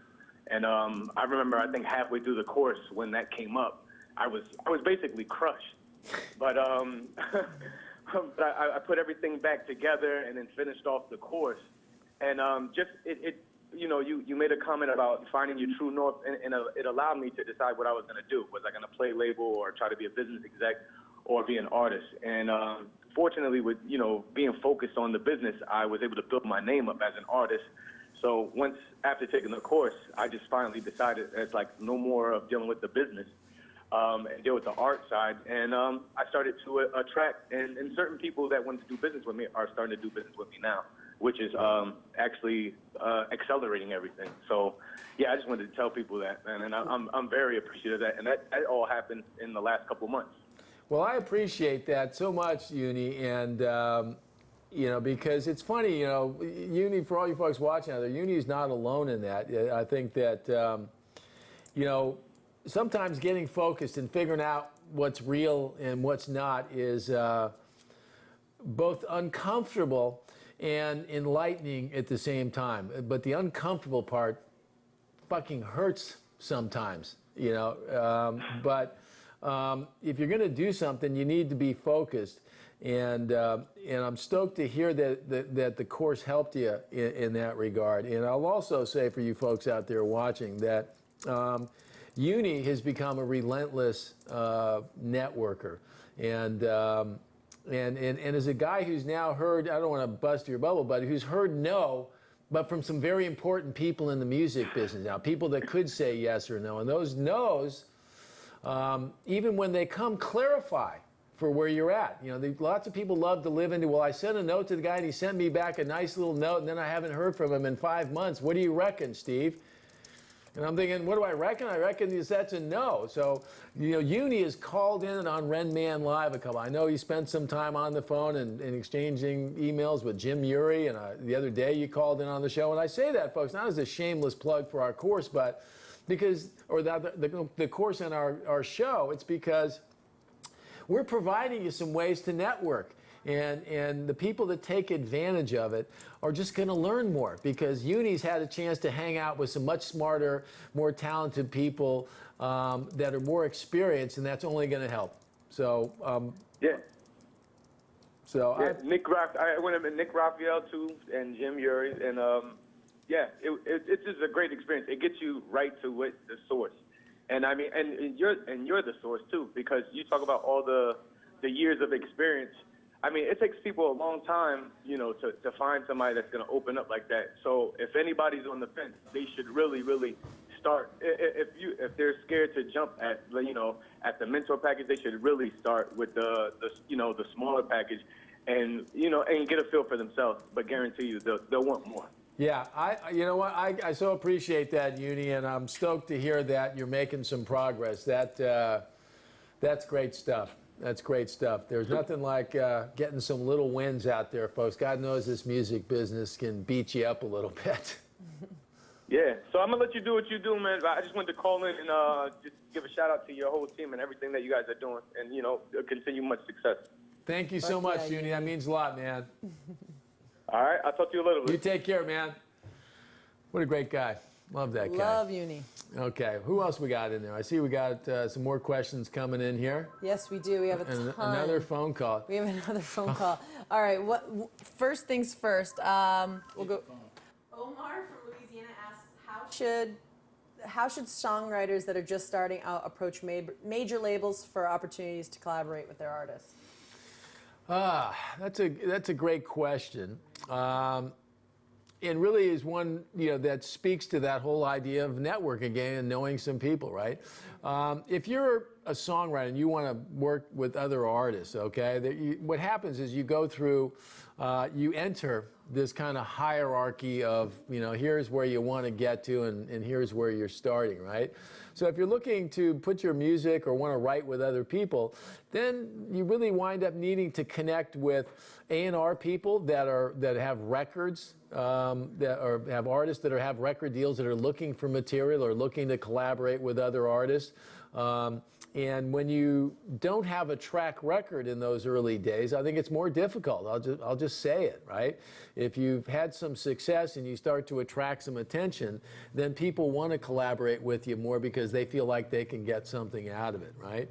If you're a songwriter, this is one of the reasons why when we talk about it in our publishing module, I almost consider a publishing deal as a partner in the band's team, in the sense that those publishers who sign artists, are vested. They put up money to get those publishing rights, and so they need to go out and get covers of those songs to generate income. They need to get licensing opportunities and so forth. And so those are the people that can really help you. Aaron Bayshuk, who was on the show last Wednesday, works in that hip-hop world a lot on a personal level. And that's all about mixing and matching and matchmaking amongst artists and so forth. So getting your music into that conversation is typically going to require somebody that's in the flow of those artists. So you'll probably have some work to do. So again, where having a great manager makes a huge difference, or having that publisher or a well-connected attorney can make a huge difference, because most of the people in the business are going to listen to what I call trusted sources, people that they've done business with previously. And if you can crack that group, then you've got a shot. It's tough, but you got to start with some great songs, identifying some of the targets of the people you might want to work with, the labels that they work for, find out who the A&R people are or the manager, and go from there. All right, we got a call on the phone here? Yes, we do. We have Renman, a former Ren Man U student as well. Get him on. All right. All right, let's put him on. Jeez, this is like old times here today, all right? It's like all the graduating class coming back. How you doing, German? Hey, good, Ren Man. How are you? Good, man. How you doing? Good, good. I just calling in to say hi to you and Kira and Cody, and thanking you guys for putting together this great course. And I love the change that you guys have made. Definitely, it's an amazing course. And I just wanted to get a chance to call in and talk to your viewers and pretty much just say that this course is worth every penny. Like I enjoyed, being able to talk to you and going through your videos and going through all the supplemental information that you provided. And I know you talk a lot about music business courses or degrees that you could get at universities. And I just wanted to say, like, I'm actually one of those people that, I actually went to a university and studied music business. And I could definitely say, and I won't say where I went, but I could definitely say that I can count the courses that I think were useful to me and, with one hand. And I think that this course covered much more than most of the courses that I took in college. So what you're doing is tremendous. And I think that people that are thinking about taking these courses should really take advantage of this opportunity that you put together. If they can take the mentor version, that would be great. And if they can only take the solo version, I mean, that's still great. But I think the mentor version, if possible, I would definitely recommend that. And being able to speak to you every week is definitely a plus, and you don't get that opportunity all the time to speak to someone like yourself. So, Well, I appreciate that, and it means a lot to me. And Guillermo's, got that kind of mentor version on the front end. So for all the early adopters, I appreciate all your feedback on that. But it makes all of us feel good because we put a lot of work and time into it. And the fun part for me, folks, honestly, the easiest part, the part that's the least work is just what we're doing here right now, talking about the music business. And if you'd known me over the last 35 plus years, I've had these conversations a million times, one person at a time on the couch.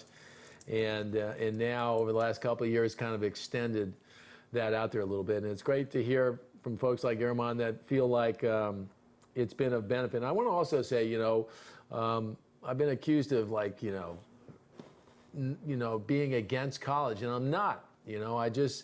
I've spoken a number of times at universities over the years about the music business as a guest speaker, so I have a good sense of what goes on there, and I have great admiration for the people that would dedicate their lives to teaching and trying to help people out.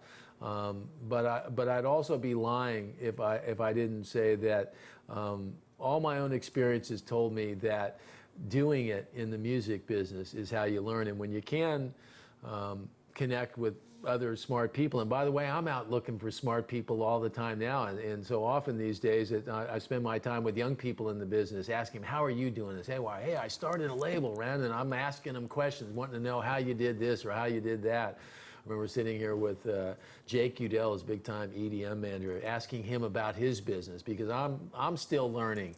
And there are a lot of smart people out there looking to do something. So I appreciate you phoning in, Guillermo, and I'm glad you got something out, and I wish you the best of luck in everything you do, man.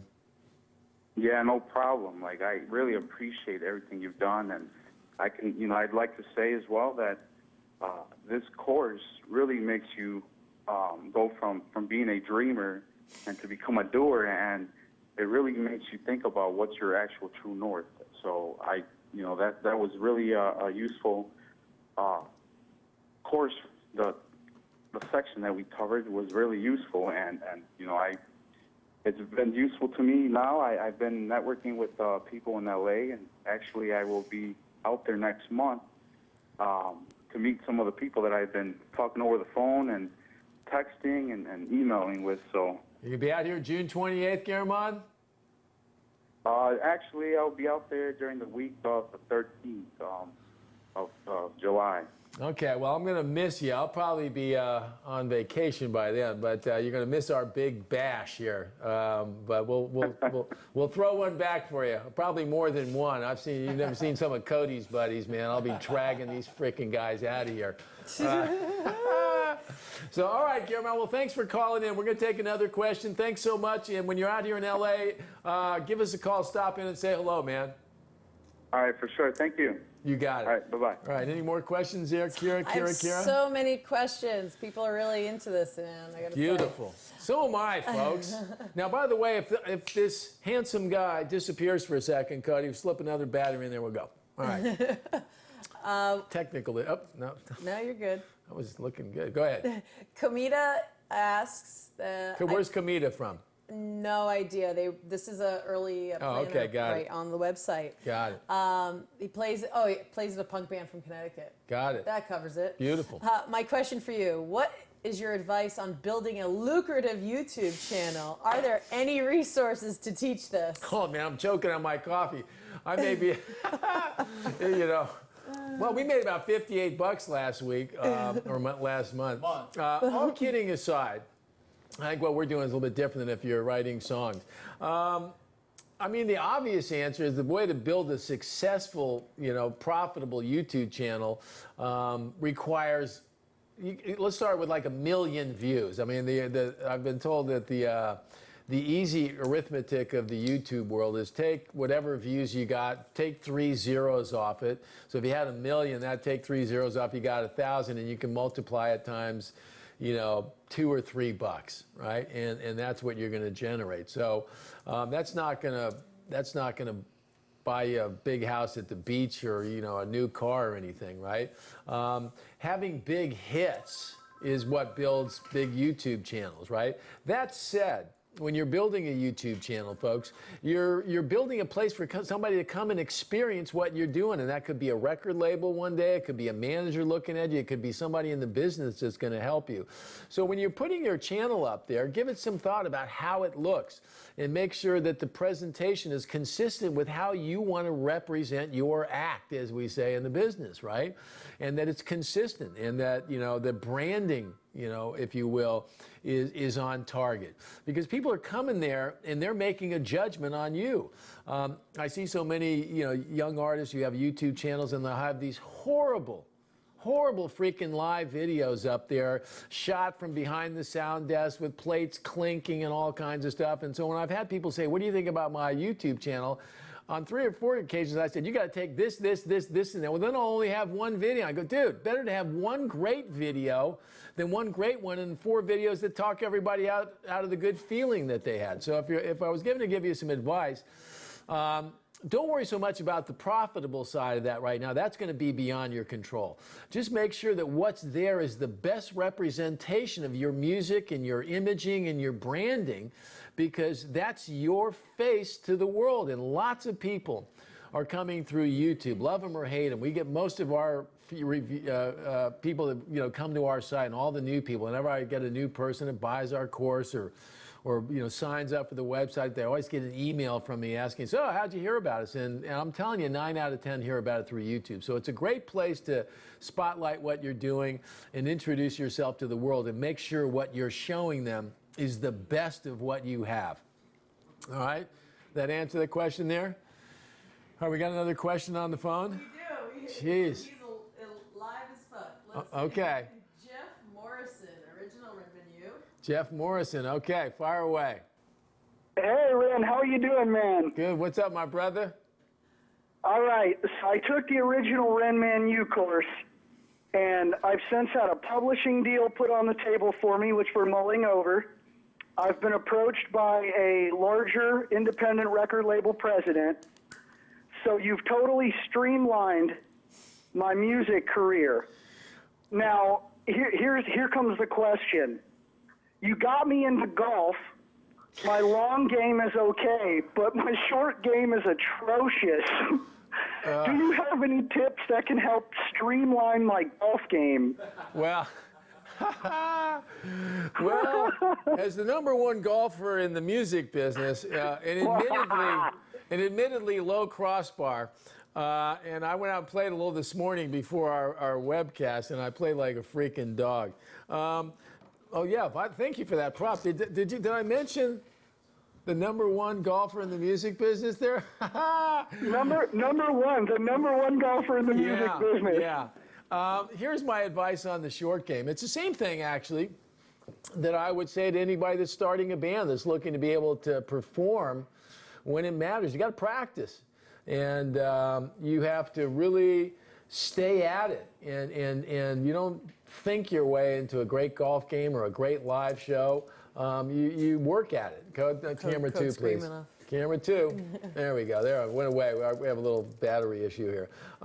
So that short game is like the detail stuff. If we were talking about the music business, like that we were just talking about, getting the right things on your YouTube channel, taking care of the little stuff that matters, right?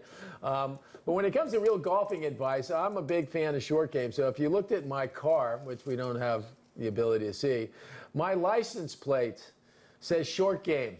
And it is my reminder that while hitting a long drive is very sexy, it's the little stuff that really matters at the end of the day. And for all you folks that aren't golfers, the short game is all the little shots you hit when you screwed up your second or third shot and you didn't hit it where you wanted to go.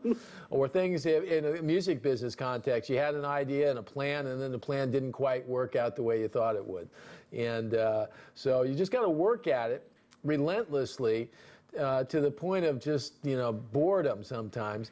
And then when you get your moment to shine, it's all about trust. And we talk about that in the course. Well, if you're putting in the time and you're putting in the energy, sometimes the results won't necessarily validate that sometimes, and you need to just be able to work through that and trust that the practice and the time and the energy and the commitment that you put in is going to pay off when your moment comes. And then one day when that magical moment comes and you have to do something great in that moment, sometimes it magically happens, and it feels the same in golf as it does in the music business, that when those moments of dedication are rewarded. I will tell you they're fleeting at best, so enjoy them while you can.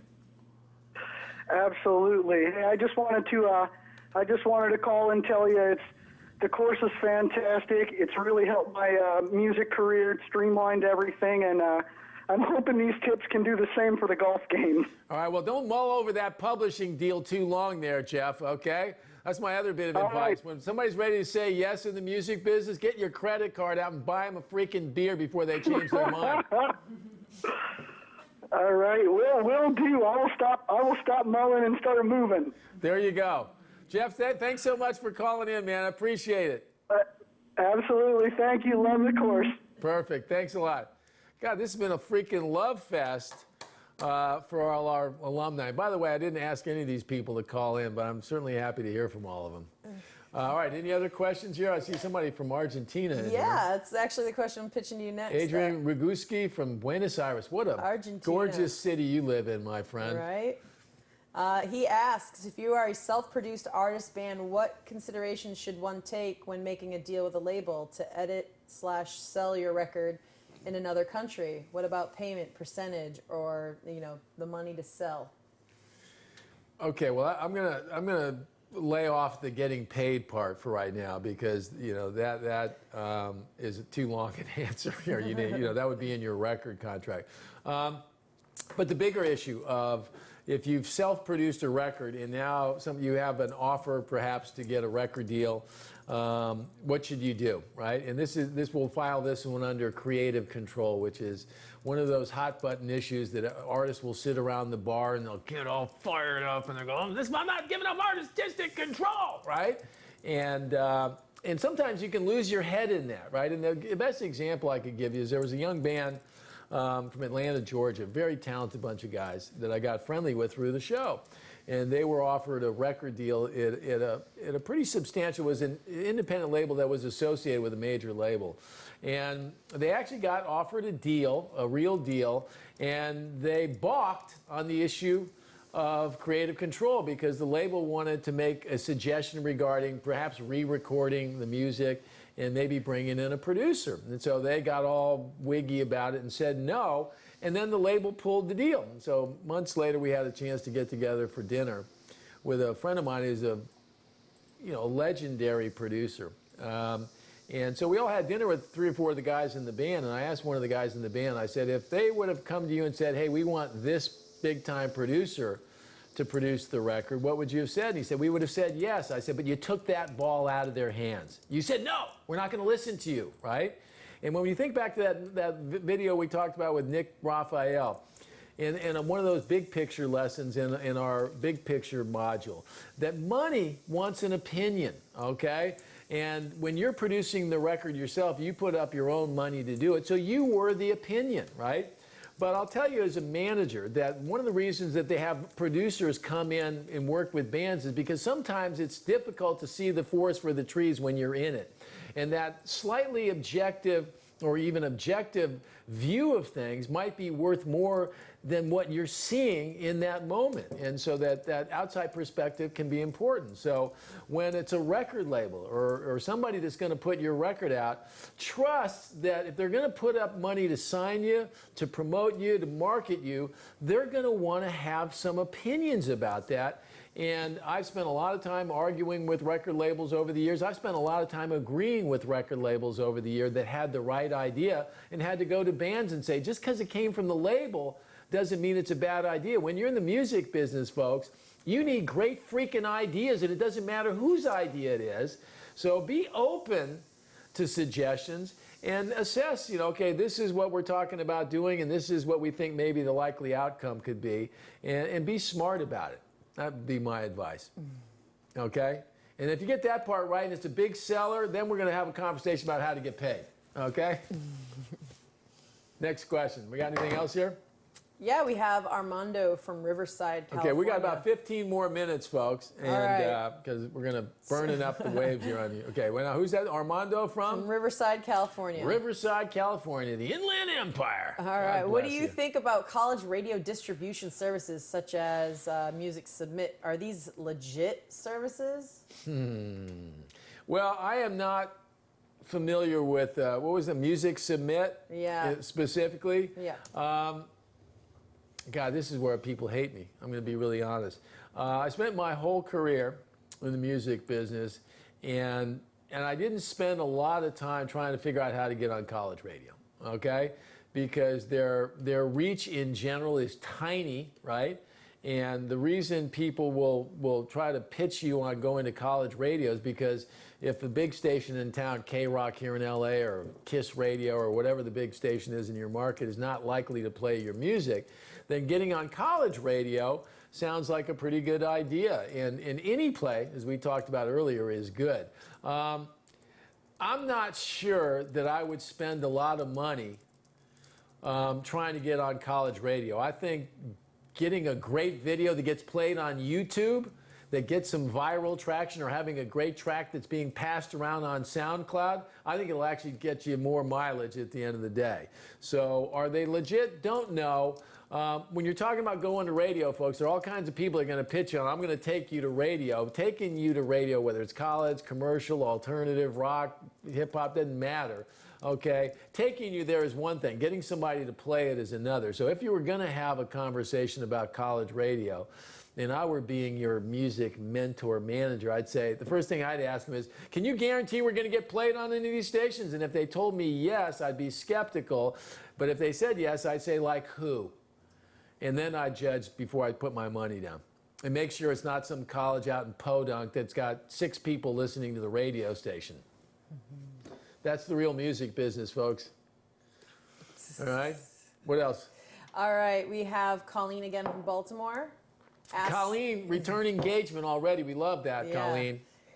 When making a resume, what skills are the most useful to include for the music business? What sort of things are industry professionals looking for, especially from aspiring A&R management people? As I said earlier, and I'll say it again, they're really looking for great attitude, okay? But Aaron Bay Shook said something interesting the other day. Today, all kinds of people can kind of show their A&R chops, right? Like there are kids out there that are starting blogs and are identifying bands, and they're building their own resume online, right? It's called My Music Blog, right? And they're attracting audience. And one of these young kids connected with Aaron Bay Shook somehow, some way, and presented him a band that he was interested in signing. That guy got a job, right? So the best way to show, and demonstrate your A&R skills is by actually kind of going out there and doing it, Colleen. So these are things, by the way, that I would have never considered when I was starting in the business, because there was no internet. There was no way to even approach that kind of conversation without actually physically being there. So your resume, what things to put on your resume? If you've had any kind of experience in the music business, you worked at a record store, you worked at the college radio station, you wrote for the school newspaper, I got a blog, whatever it might be that demonstrates that you're a doer, okay? The dreamers, there's a million of them. People want to hire the doers. I hired Cody Romness not because he had a music business degree. I hired him because I liked his attitude. He was on the football team. He was on the freaking kickoff team, which means he was running into people from 40 yards away and volunteered to do that. I'm thinking, fuck, I like that attitude, right? I didn't find out till later he had a music business degree. So attitude is why I've hired just about every single person I've hired in the music business at the entry level. It's all about attitude. So you got to meet those people. You got to figure out how to get in front of them. And when you do, talk about your attitude, talk about whatever experience you've got. But if you're interested in being an A&R person, if it was me today, I'd start a blog. I'd start going and making judgment on bands and put it in front of some A&R person. And if he liked one band out of the 20 you had on your blog, you'd be showing him something. People want to be in business with the doers, not the talkers, folks. Photoshop, Final Cut, and any other digital skills you could learn too. Cody Ronis, who's now my digital wizard here.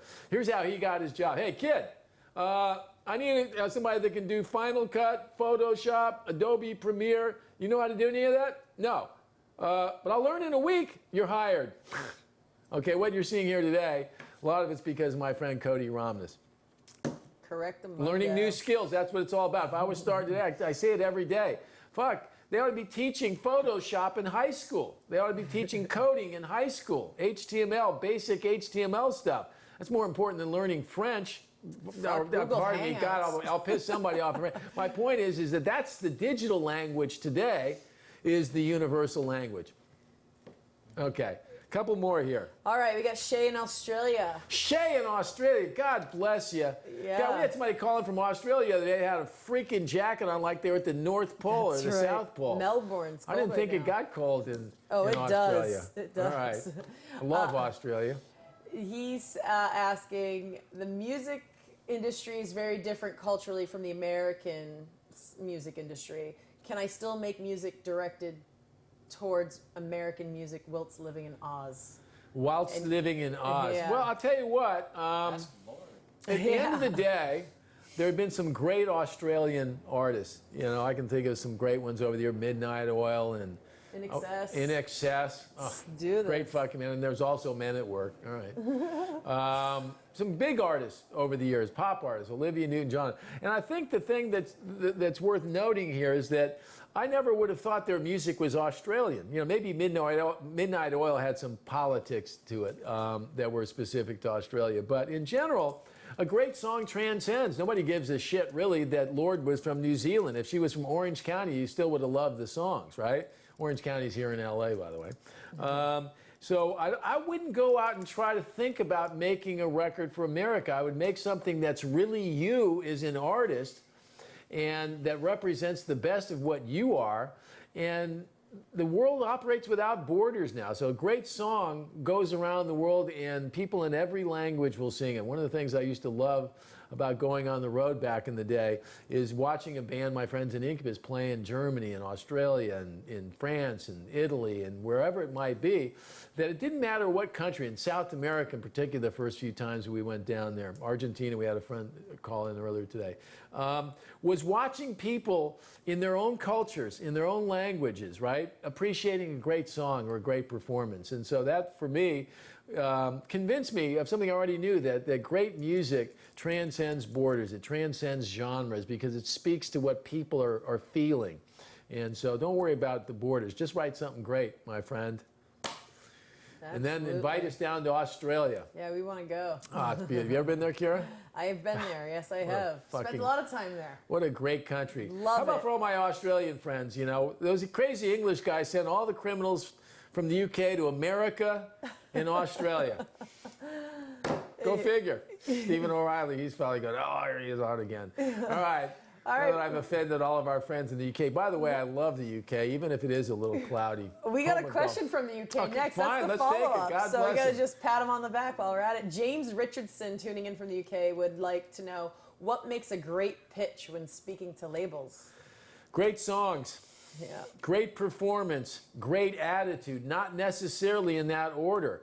Go watch that Nick Raphael clip. He's a UK guy, one of the brightest A&R guys in the whole of the UK.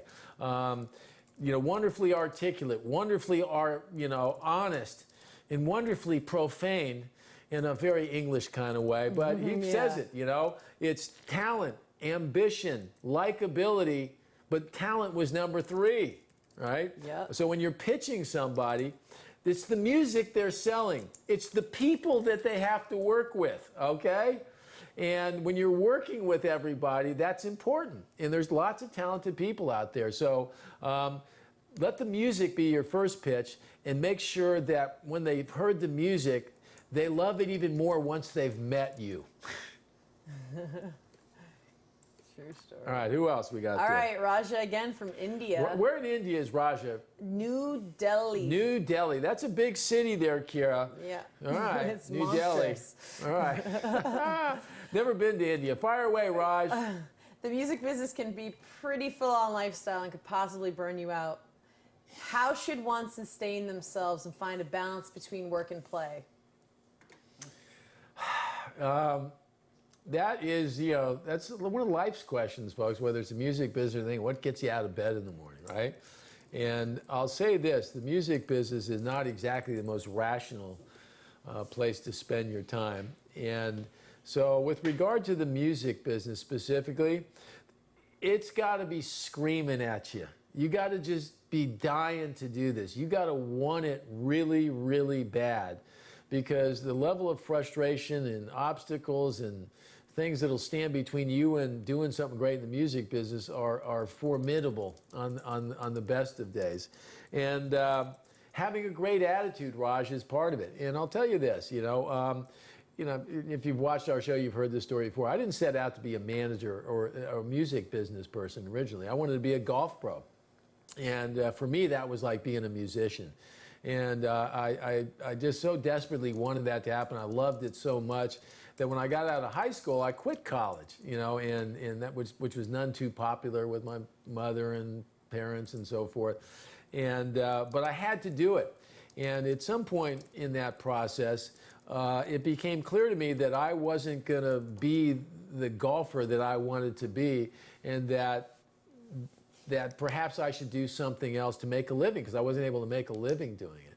And I say that not to bum you out, but to say that the lessons I learned in chasing that dream and committing and doing the work and giving it my best actually wound up serving me very well when it became time to be a manager. And that's why I think people, often so hear me talk about golf and the music business all the time, because it's the same headspace, And for me, that golf was being in a band. And while I was disappointed in some ways that it didn't work out the way I wanted, I never lost my love of it. And I never lost my passion for it. And but I had to find something else to do to make a living. So for all you folks out there trying to make a living in the music business, understand that it's brutally tough and the odds are hugely stacked against you. But it doesn't mean you shouldn't do it. And it's why you hear me say all the time, start now, get after it. Don't freaking spend 5 years studying and let that be, well, I'm studying, I'm getting my PhD in the music, or I'm getting my MBA, these professional students. Don't do that. The music business is about doing. So make something happen, okay? I got our guy, Mo, go out there and tell him to come. Pardon me, folks. We do this from my office at home here. Kira, who's a wonderful, fluent Spanish person, going to tell him to knock it off. All right. So hopefully that answers your question here. Kira will be back just in a second here. Okay, we got very nice work there, Kira. They didn't like my request, but no, of course they didn't. But they knew who they were messing with. Okay. Yeah. All right. Any other questions? We got about 3 minutes, and then we're going to blast out of here. I want to thank everybody for joining us today, and I hope that you really will take a look at our course. And if it helps you out, I hope you'll do it. Pull up the networking graph. Okay. Yep, it's up again. Will you remind the people about the networking graph? Okay, yeah, Cody over there wants me to remind you one more time of our special networking event here. If you buy our $4.99 mentor version course right now, or between now and June 28th, well, you got to get out here to LA. That'll be up to you. But you are welcome to join us at our official Ren Man Music and Business Summer Barbecue, and I can assure you that that will be fun times. You'll get to meet lots of people in the music business, some big players, some people that are just starting off, and probably one or two of my buddies, period, that just love to come and hang out. All right, any further questions there, We got Kira? one last question from Phoenix, Arizona. Uno mas from Phoenix, Arizona. As an up-and-coming songwriter, this is James, this guy's name is James as well. Exactly how big should the production of a demo tape be? Would just acoustic guitar and vocals be okay, or should there be much more involved? Well, I'm not a record producer, but when you're a great song, I'll just say this. A great song would sound great with just a piano or a guitar and a great lyric and vocal, right? And if you don't believe that, go listen to Yesterday by the Beatles, right? And I think of great songs. I remember in their Incubus's early days, they had a track called Pardon Me that we released to radio, big electric, full big rock version. And it was having trouble connecting. And then they went in some studio somewhere and took that big polished version of the song and stripped it down to guitar and vocal and maybe an acoustic bass. And what happened was that song came out in that simplest of forms, right? And then started getting some play, and then ultimately kind of set up the big rock version of that track, right? So a great song would sound great in its simplest of form. Adele singing any Adele song with a piano and her singing is plenty, right? Anything else is just gravy, right?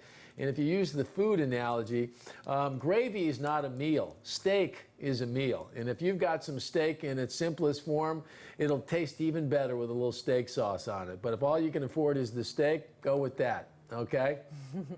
All right? What a way to end. We passed lunchtime here I know, in it's time to LA. eat. So, all right, folks, I want to thank everybody for joining us here today. I hope I answered some of your questions. Check out our two different options. We've got a solo version of our course, $99, folks, $99.99, less than $100. If you're serious about the music business, I think it's worth every dime of it, because what you're going to get is a realistic view of the music business. And you're going to think like a real music professional, and that will serve you well if you're truly looking to make this a career.